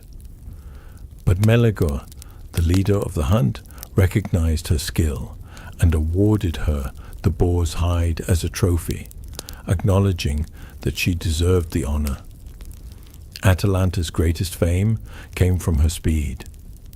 She was the fastest runner in Greece, faster than any man, and she used this gift to maintain her independence. Her father, having reconciled with her and now proud of her fame, wanted her to marry. But Atalanta didn't want marriage. She wanted to remain free, so she made a bargain. She would marry any man who could beat her in a foot race. But those who raced her and lost would be killed. This seems cruel, but it was Atalanta's way of maintaining her freedom. She knew no one could beat her. The race was not really about finding a husband, but about proving again and again that she was unmatched, that her freedom was earned, that no man could claim her unless he could truly match her. Many men tried, and all of them lost, and all of them died, because Atalanta was simply too fast. She would give them a head start and still overtake them easily. Her speed was divine, a gift that ensured her freedom. But then Hippomenes, sometimes called Melanion, challenged her. He was clever. He knew he couldn't outrun Atalanta through skill alone. So he prayed to Aphrodite, goddess of love, and she gave him 3 golden apples. These were magical apples from the garden of the Hesperides, beautiful beyond description, irresistible to anyone who saw them. During the race, whenever Atalanta began to overtake Hippomenes, he would drop one of the apples. And Atalanta, distracted by the beauty of the apple, would stop to pick it up. By the time she had picked up the 3rd apple, Hippomenes had crossed the finish line. He had won through trickery, through divine intervention, not through being faster than Atalanta. And according to the bargain, Atalanta had to marry him. There are different versions of what happened next. In some versions, Atalanta married Hippomenes, and they were happy together. In other versions, she resented him for the trick, for using magic to defeat her rather than truly matching her in skill. And in one famous version, Atalanta and Hippomenes offended the gods by making love in a sacred temple, and they were both turned into lions as punishment.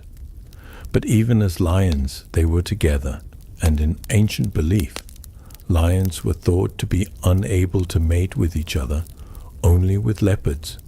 So even in their transformed state, Atalanta maintained a kind of distance, a kind of independence. Atalanta teaches us about freedom, about the right to define your own life rather than accepting the role others want to assign you. Atalanta was abandoned for being female, but she turned that abandonment into freedom. She wasn't raised with the restrictions that human society placed on women. She was raised by a bear, taught to be strong and fast and capable. And when she returned to human society, she refused to give up that freedom. She refused to become what others expected her to be.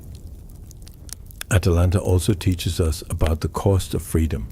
She had to kill the men who challenged her and lost.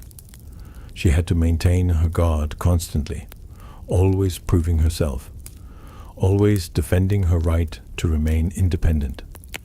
And ultimately, her freedom was taken from her not through defeat, but through trickery, through someone who couldn't match her honestly, but who used magic and divine intervention to claim her anyway. There's a sadness in this. Atalanta was never truly beaten. She was tricked. She was fast enough, skilled enough to remain free forever, but external forces intervened, and her independence was taken from her despite her abilities. This reflects a truth about freedom. Sometimes it's not about being strong enough or fast enough or capable enough. Sometimes external forces, powers beyond your control, intervene and take your freedom, regardless of your ability to defend it. But even in losing her freedom, Atalanta remains a model of what freedom looks like, of what it means to refuse to accept limitations, to prove yourself equal to anyone, to demand that if you're going to be claimed, it will only be by someone who truly matches you, who truly sees you, who truly honors what you are. Tonight, let Atalanta remind you that you have the right to define your own life, to refuse roles that don't fit you, to be strong and fast and capable, regardless of what others expect. You don't have to be what others want you to be. You can be wild like Atalanta, free like Atalanta, unwilling to settle for anything less than what you deserve. And if your freedom has been taken from you, if circumstances or other people or external forces have claimed you, despite your resistance, know that the spirit of freedom remains. Atalanta may have been tricked into marriage, may have lost her independence, but she never lost her speed, never lost her skill, never lost her identity as a huntress. What you are in your core that cannot be taken from you, even if your external freedom is constrained. Sleep now with the freedom of Atalanta, the knowledge that you are fast, you are capable, you are strong, you are worthy of running free. And even if you can't run free in your external life, you can run free in your dreams, in your spirit, in the part of you that remains wild and untamed and forever racing toward horizons that only you can see. Bellerophon, the hero who flew too high.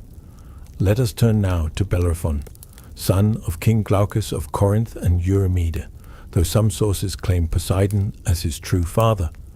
Bellerophon is famous for taming Pegasus, the winged horse, and for killing the Chimera, a monster with a lion's head, a goat's body, and a serpent's tail. But Bellerophon's story is not ultimately about his victories. It's about hubris, about flying too high, about what happens when success makes you forget your mortal limitations. Bellerophon was a hero of great ability. He was brave, strong, skilled in combat, but his life was marked by tragedy from the beginning. He accidentally killed his own brother and had to flee Corinth in exile, seeking purification from his crime. He went to King Perseus, who purified him and welcomed him into his court. But Sthenoboea, the king's wife, fell in love with Bellerophon. When he rejected her advances, she falsely accused him of trying to seduce her.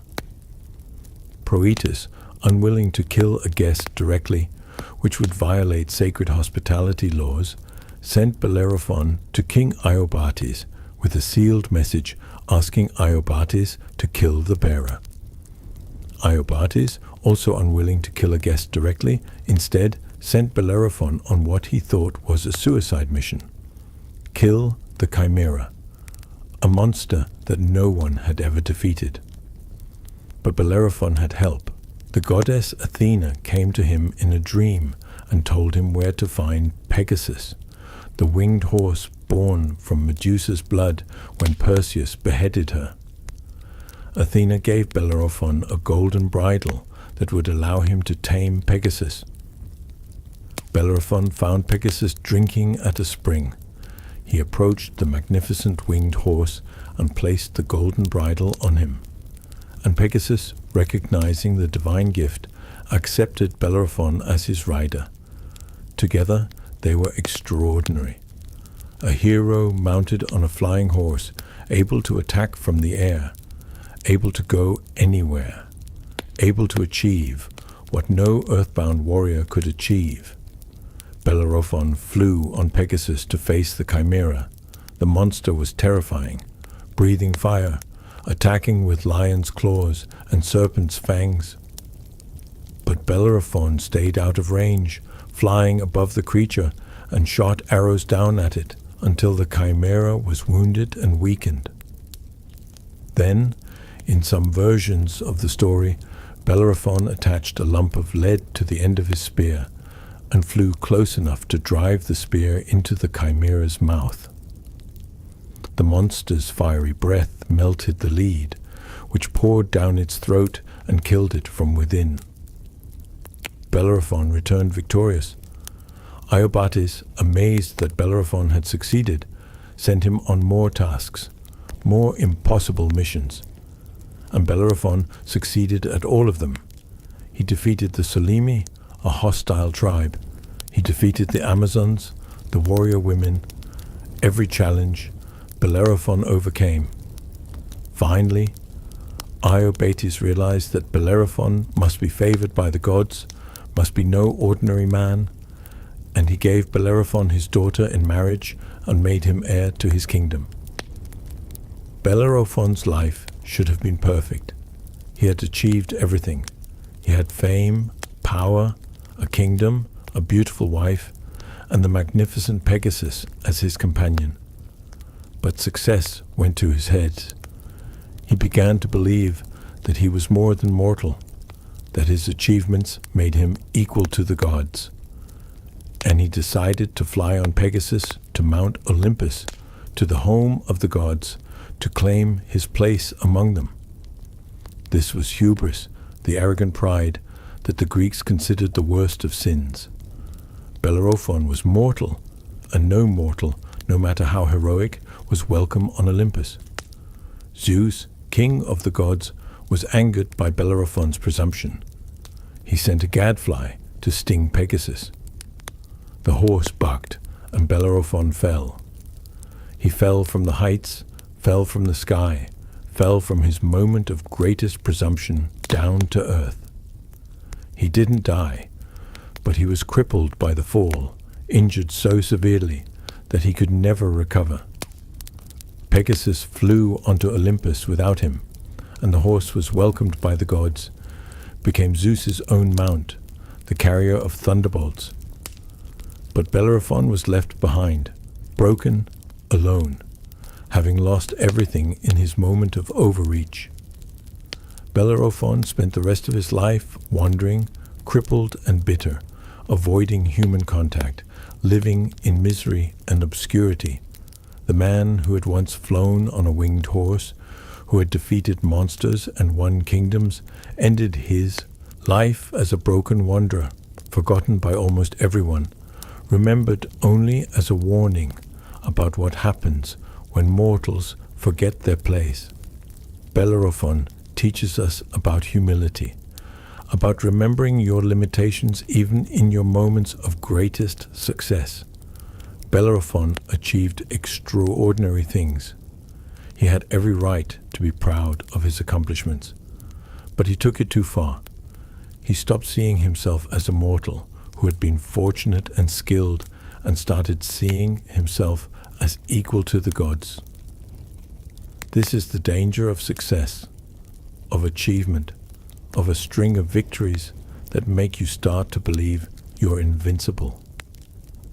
You can start to think that the rules don't apply to you, that your gifts have elevated you beyond normal human limitations, that you can do anything, go anywhere, claim anything. But the rules do still apply. The limitations are still real. And when you forget that, when you overreach, when you try to claim what is not yours to claim, the fall is devastating. Bellerophon also teaches us about the fleeting nature of external success. At his peak, Bellerophon had everything: a kingdom, a beautiful wife, fame throughout Greece, and the friendship of a divine horse. But he lost it all, not through bad luck or enemy action, but through his own hubris. And once it was lost, it couldn't be recovered. His injuries were permanent. His fall was irreversible. The life he had built was gone forever. This is a sobering lesson. It reminds us that external success is fragile, that it can be lost in a moment, that the things we think make us great, the achievements and possessions and status, these can vanish, and we need to have something deeper, something internal, something that doesn't depend on external circumstances to sustain us when the external things are gone.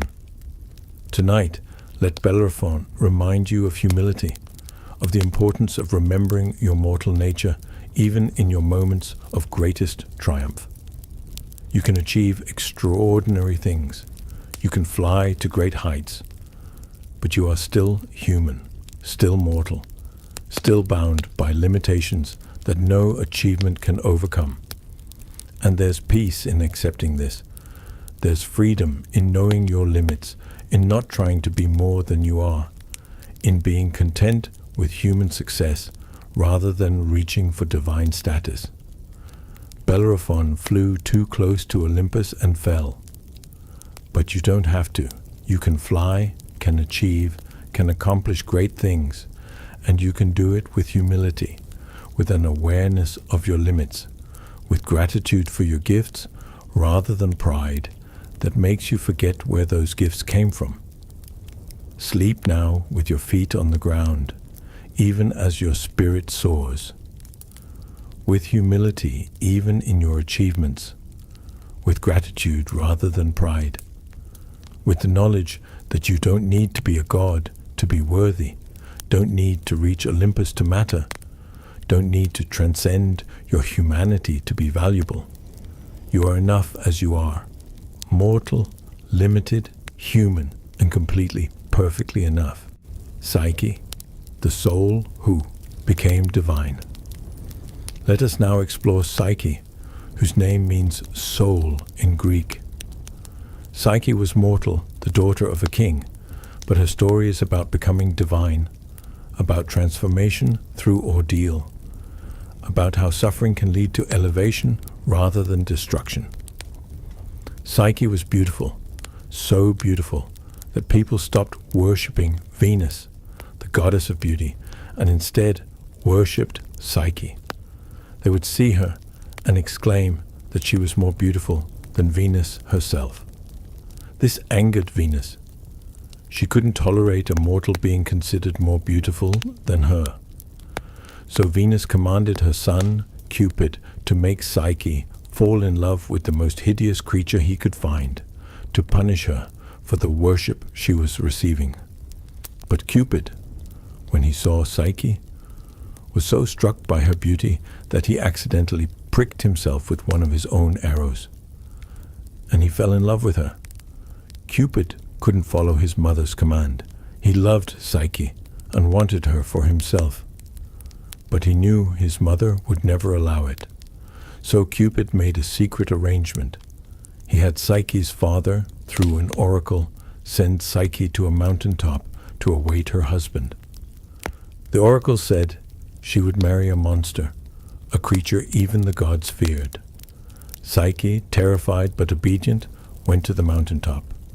And there she was carried by the west wind to a magnificent palace. In this palace, Psyche lived in luxury. She had servants, though she couldn't see them. She had every comfort. And at night, her husband came to her, but she couldn't see him.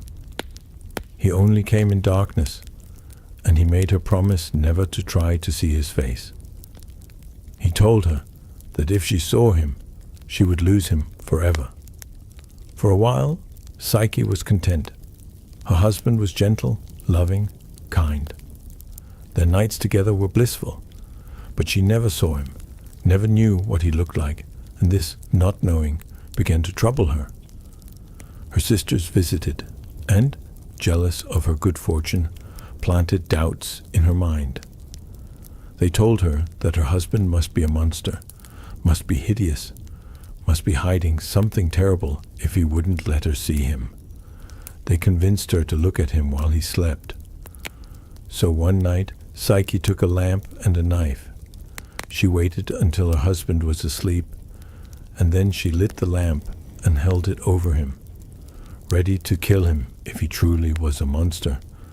But what she saw was Cupid, the god of love himself, beautiful beyond description. She was so startled by his beauty that she spilled a drop of hot oil from her lamp onto his shoulder.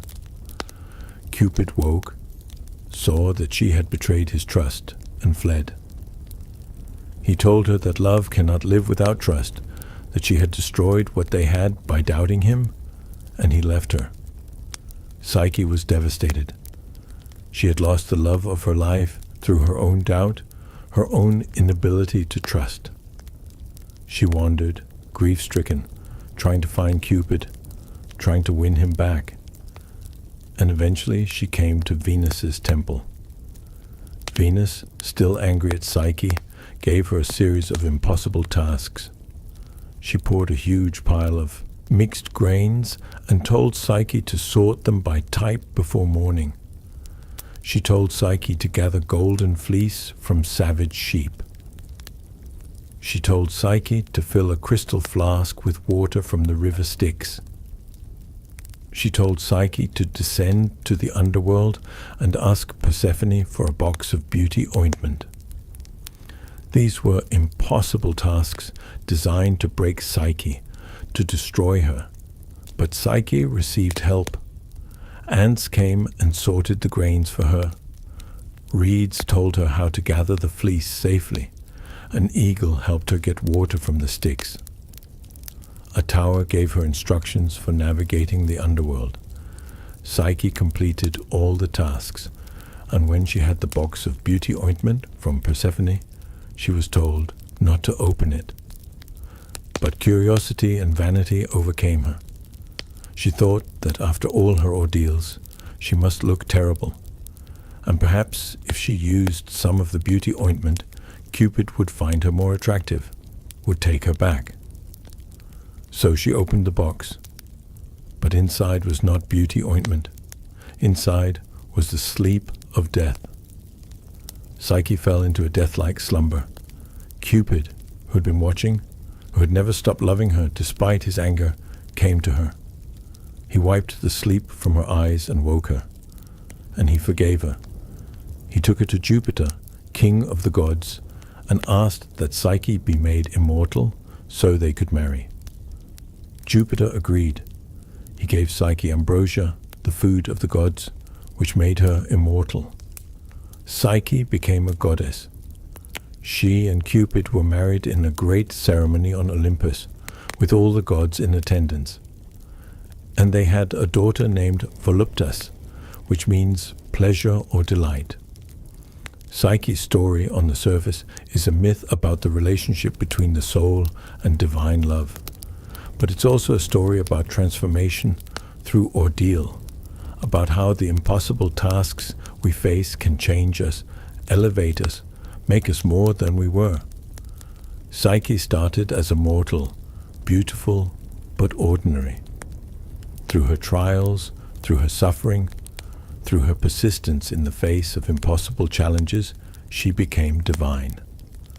She earned her place among the gods not through birth or favor, but through endurance, through completing tasks that should have destroyed her, but instead transformed her. This is the human journey. We face impossible tasks. We face trials that seem designed to break us. We face challenges that we don't think we can overcome, but we receive help, often from unexpected sources, and we persist, and we endure, and we complete the tasks. And in completing them, we are transformed. We become more than we were. We become, in a sense, divine. And Psyche's story teaches us about trust, about the damage that doubt can do to love. Psyche had everything with Cupid. Their relationship was perfect except for one thing. She couldn't see him, couldn't know him fully, had to trust without complete knowledge, and she couldn't do it. Her doubt, planted by her sisters, nurtured by her own fear, destroyed what she had. She lost Cupid not because he stopped loving her, but because she couldn't trust that he loved her. Couldn't trust that the darkness was protecting them rather than hiding something terrible. This is what doubt does. This is what happens when we can't trust, when we need certainty, when we can't live with not knowing. We light the lamp, we look, we betray the trust that love requires, and in doing so, we lose what we most want to keep. But Psyche's story doesn't end with loss. It ends with redemption. She wins Cupid back, not by undoing her betrayal, but by proving herself through ordeal, by showing that she's willing to face anything, endure anything, complete any task, to be worthy of his love. And when she has proved herself, when she has been transformed through her trials, Cupid forgives her. Love returns. But it returns to a different Psyche, a Psyche who has been tested and refined and elevated. Tonight, let Psyche remind you that your trials are not punishments. They're transformations. The impossible tasks you face, the ordeals you endure, these are not trying to destroy you. They're trying to elevate you, to make you more than you are, to transform you from mortal to divine, from ordinary to extraordinary. And let Psyche remind you that help comes, often from unexpected sources. When Psyche faced her impossible tasks, she didn't complete them alone. Ants and reeds and eagles and towers helped her. When you face your impossible tasks, help will come. You don't have to do everything yourself. You just have to persist, to keep trying, to be open to the help that arrives in forms you might not expect.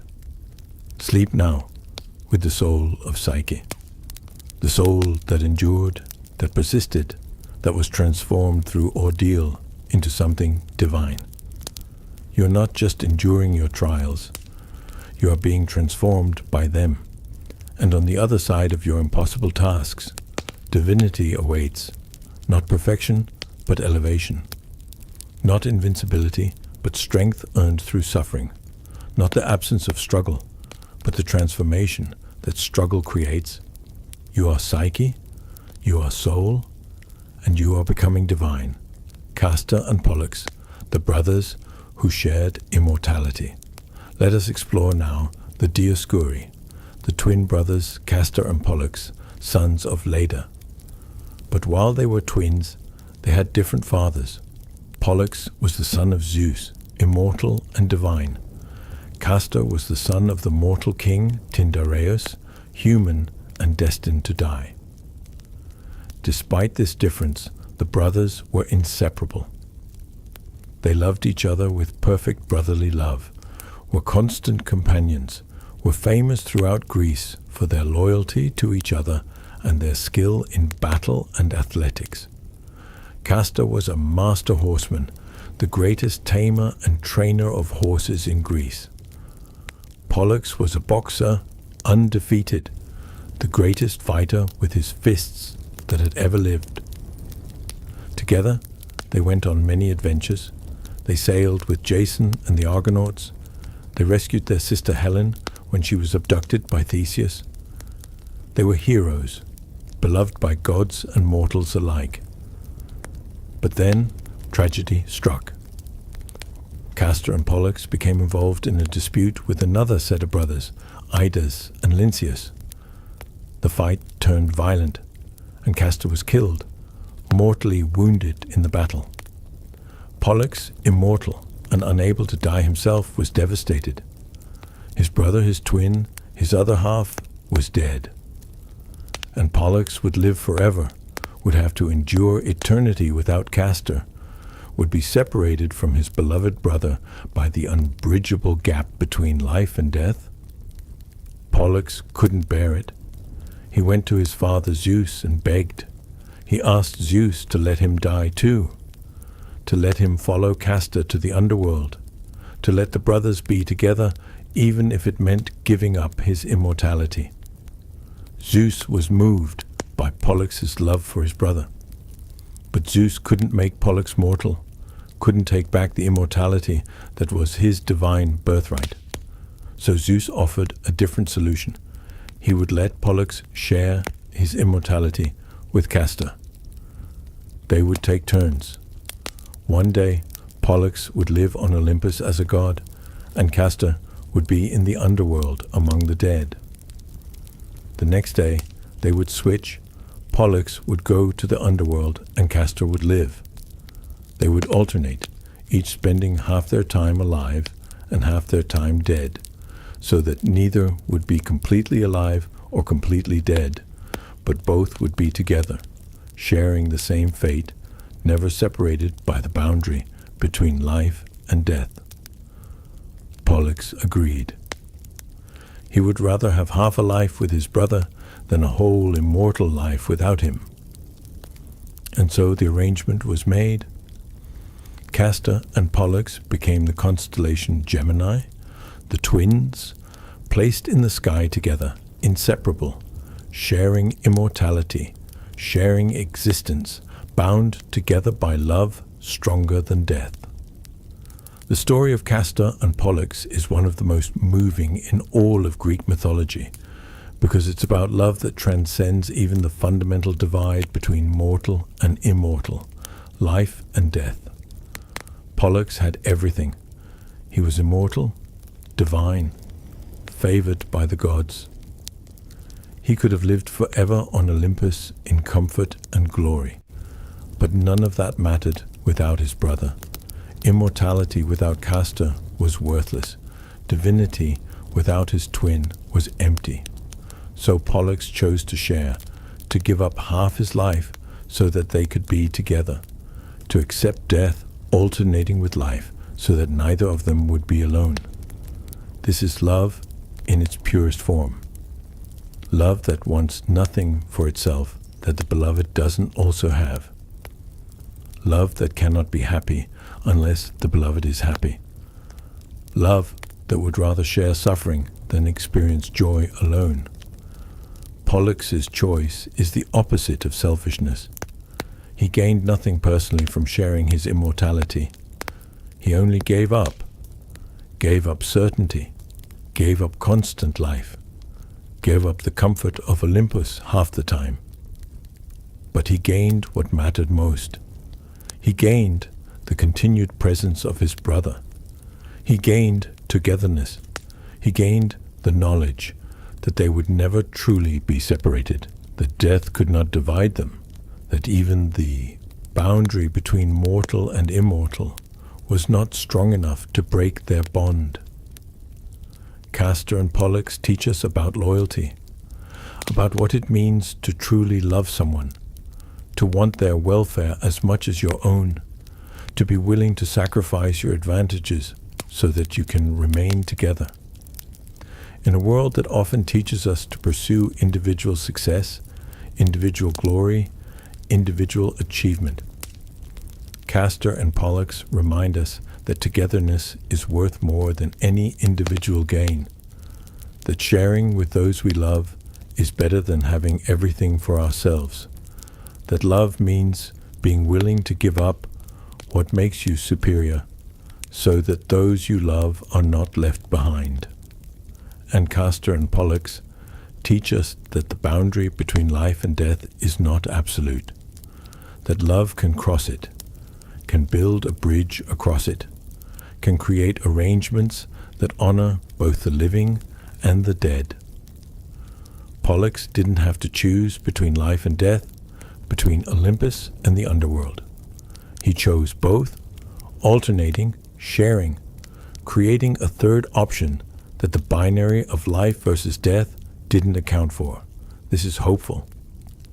This suggests that even the most final separation, the separation of death, is not truly final if love is strong enough, if commitment is deep enough, if creativity can find a way to honor both sides of the divide.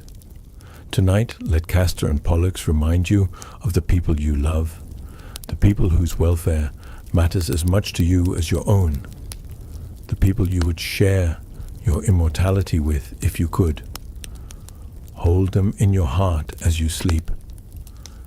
Know that love, like the love of Castor and Pollux, love that cannot be divided by anything, not even death, This love is real. This love exists.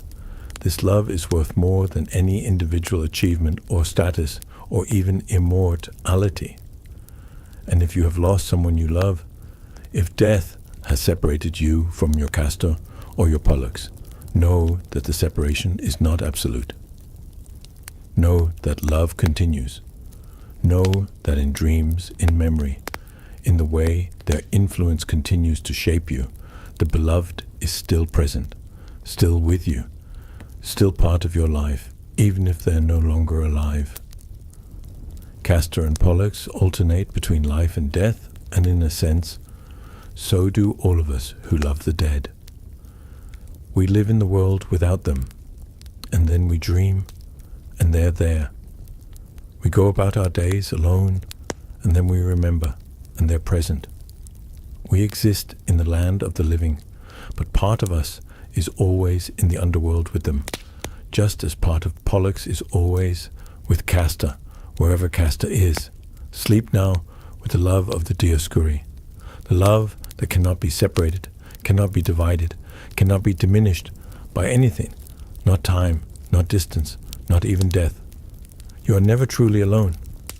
Those you love are with you, in you, part of you, and that connection, that bond, is stronger than any force in the universe, stronger than death itself. The Dioscuri prove it, and tonight as you rest, you can feel it. The presence of those you love, living or dead, near or far, all of them with you, in the constellation of your heart, shining together, never truly separate, bound by love that transcends all boundaries. Odysseus, the wanderer who found home. Let us turn now to Odysseus, son of Laertes and Anticlea, king of Ithaca. Odysseus is famous for his journey home after the Trojan War, the 10-year voyage chronicled in Homer's Odyssey. But Odysseus' story is not primarily about adventure.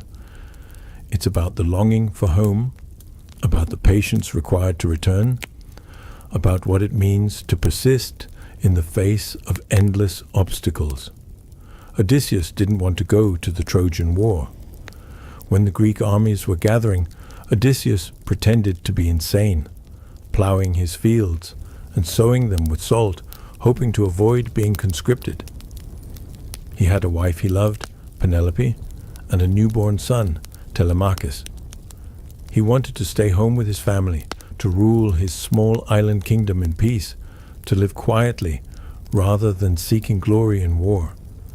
But his deception was discovered, and Odysseus had to go to Troy. And once at Troy, his cleverness helped the Greeks win the war. It was Odysseus who devised the plan of the Trojan horse, the trick that finally allowed the Greeks to enter Troy and defeat it after 10 years of siege. But after the war ended, Odysseus's trials were just beginning. The voyage home should have taken weeks. Instead, it took 10 years. 10 years of wandering, of being blown off course, of encountering monsters and witches and gods, of losing his men one by one, of facing obstacle after impossible obstacle. Why did it take so long? Because Odysseus had offended Poseidon, god of the sea, by blinding Poseidon's son, the Cyclops Polyphemus. And Poseidon used his power over the seas to prevent Odysseus from reaching home, to blow him off course again and again, to make the journey as long and difficult as possible. Odysseus encountered the lotus eaters, whose food made people forget their homes and want to stay forever in peaceful oblivion. He escaped. He encountered the Cyclops, who ate several of his men. He escaped by blinding the monster. He encountered the witch Circe, who turned his men into pigs. He convinced her to restore them. He sailed past the sirens, whose song lured sailors to their deaths. He had himself tied to the mast, so he could hear their song without being able to steer toward them. He navigated between Scylla and Charybdis, two monsters who killed sailors in the strait between them. he lost men to both. He landed on the island of the sun god's cattle, and his men, starving, killed and ate some of the sacred cows, despite his warnings. Zeus punished them by destroying Odysseus' ship, killing all his remaining men. Odysseus alone survived. He washed ashore on Ogygia, the island of the nymph Calypso, and Calypso, falling in love with him, kept him there for 7 years. She offered him immortality if he would stay with her, would be her husband, would give up his mortality and his home, and remain with her forever on her eternal island. Odysseus refused. Even though Calypso was beautiful, even though she offered him immortality, even though life with her was comfortable and pleasant, Odysseus wanted to go home, wanted to see Penelope, his wife, wanted to see Telemachus, his son, who would now be a grown man, wanted to return to Ithaca, his rocky little island that was nothing compared to Calypso's paradise, but that was his, that was home. Every day for 7 years, Odysseus would sit on the beach and weep, looking out at the sea, longing for home.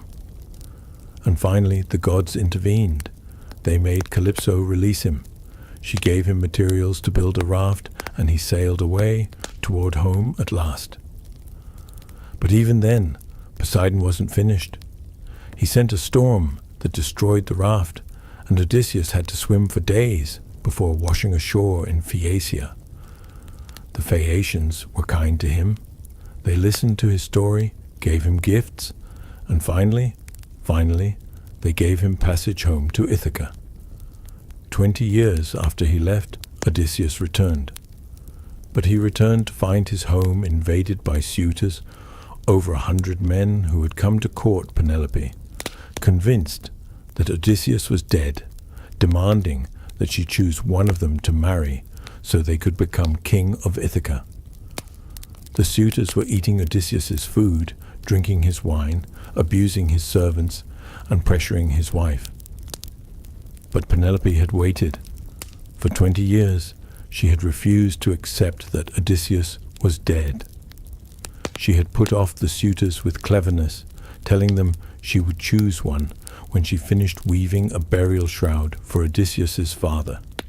And every night she would unweave what she had woven during the day, so the shroud was never finished and she never had to choose. Penelope's faithfulness matched Odysseus's.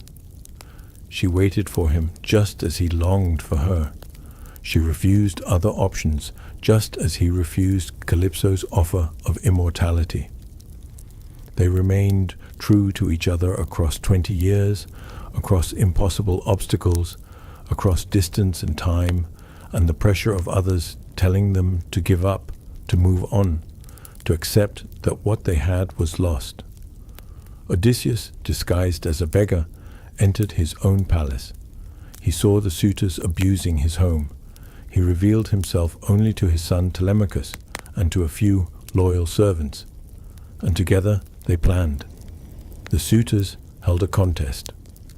Whoever could string Odysseus's great bow and shoot an arrow through 12 axe handles would win Penelope's hand. None of the suitors could even string the bow. It required strength beyond what any of them possessed.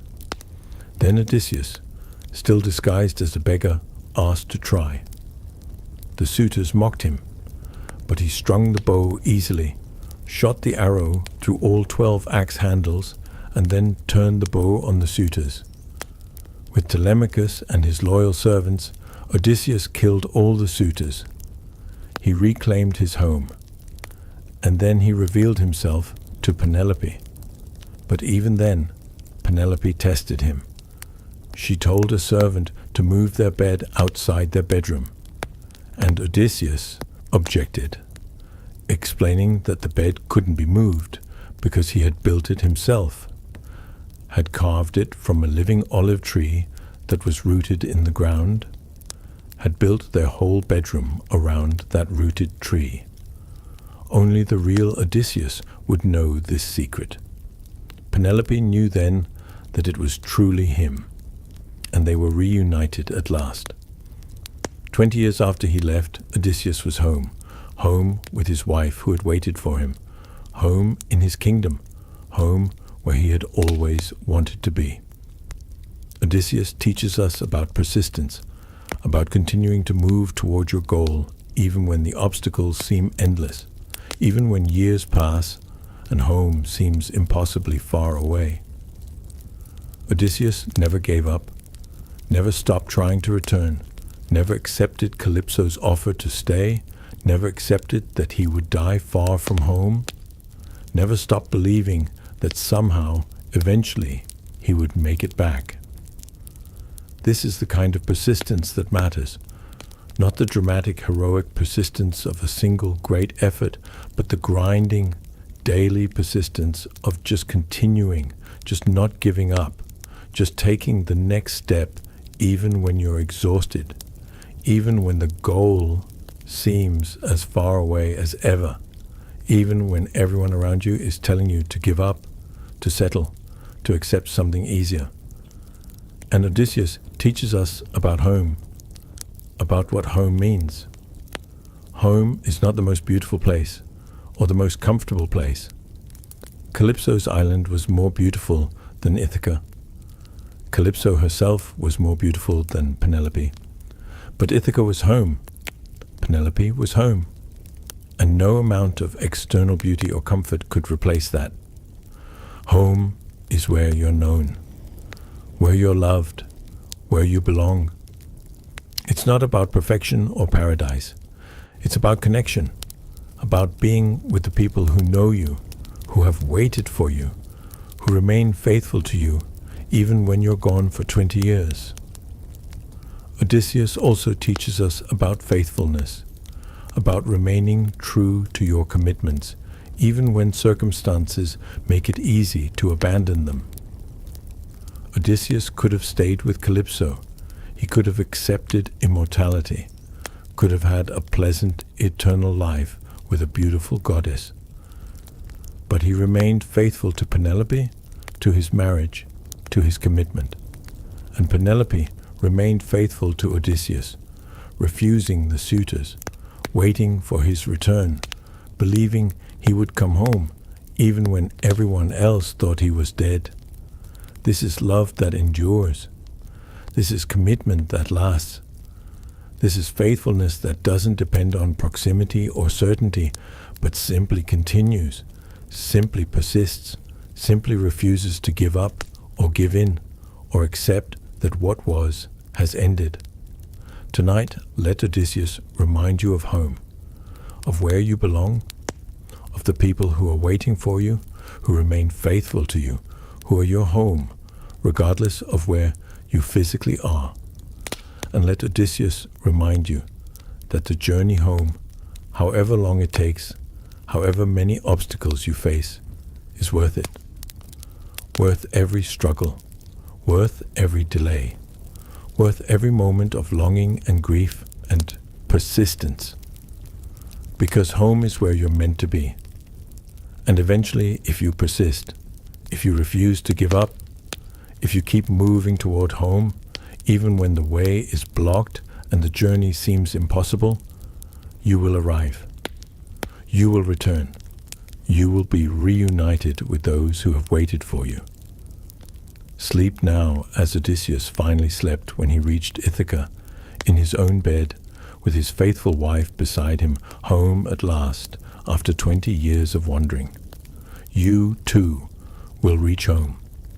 You, too, will find what you've been seeking. You, too, will be reunited with what you've lost. The journey is long, but home awaits. And every step, every obstacle overcome, every moment of persistence brings you closer. Rest now. You're on your way home. And home is closer than you think, closer than it seems, waiting for you, ready to welcome you, ready to receive you when you finally arrive. The gentle truth of demigods. We have journeyed now through many demigods. Hercules with his gentle strength, Perseus who walked away from glory, Achilles who wanted peace, Theseus, who learned humility. Helen, who bore the burden of beauty. Aeneas, who carried the past into the future. Orpheus, whose music moved the underworld. Asclepius, who healed until his compassion threatened reality. Gilgamesh, who learned to accept mortality. Atalanta, who ran free. Bellerophon, who flew too high. Psyche, who became divine through ordeal. Castor and Pollux, who shared immortality. And Odysseus, who finally found his way home. Each of them teaches something. Each of them shows us a way of being human, a way of facing the challenges that life presents, a way of finding meaning and peace and purpose, even in difficult circumstances. Demigods are not superhumans. They're humans who are touched by divinity, who have gifts beyond normal mortal abilities, but who remain fundamentally human, fundamentally mortal in the ways that matter most. They feel pain, they make mistakes, they grieve, they struggle, they fail sometimes, they learn, they grow, they change. The divine part of them gives them extraordinary abilities, but the human part of them, that's where the real story happens. That's where they become relatable, become meaningful, become teachers of how to live. Because we're not demigods. We don't have divine parents or supernatural strength or magical gifts. But we are like them in the ways that matter. We face obstacles. We experience loss. We carry burdens. We long for home. We struggle with doubt and grief and mortality. We try to do what's right even when it's difficult. We love people and sometimes lose them. We make mistakes and have to live with the consequences. We persist even when the goal seems impossibly far away. In these fundamental human experiences, we are demigods. We walk between worlds, between what is and what could be, between what we are and what we're becoming. We carry both strength and weakness, both divine potential and mortal limitation. And we're trying to figure out how to be, how to live, how to find meaning in the brief time we have. The demigods teach us by example.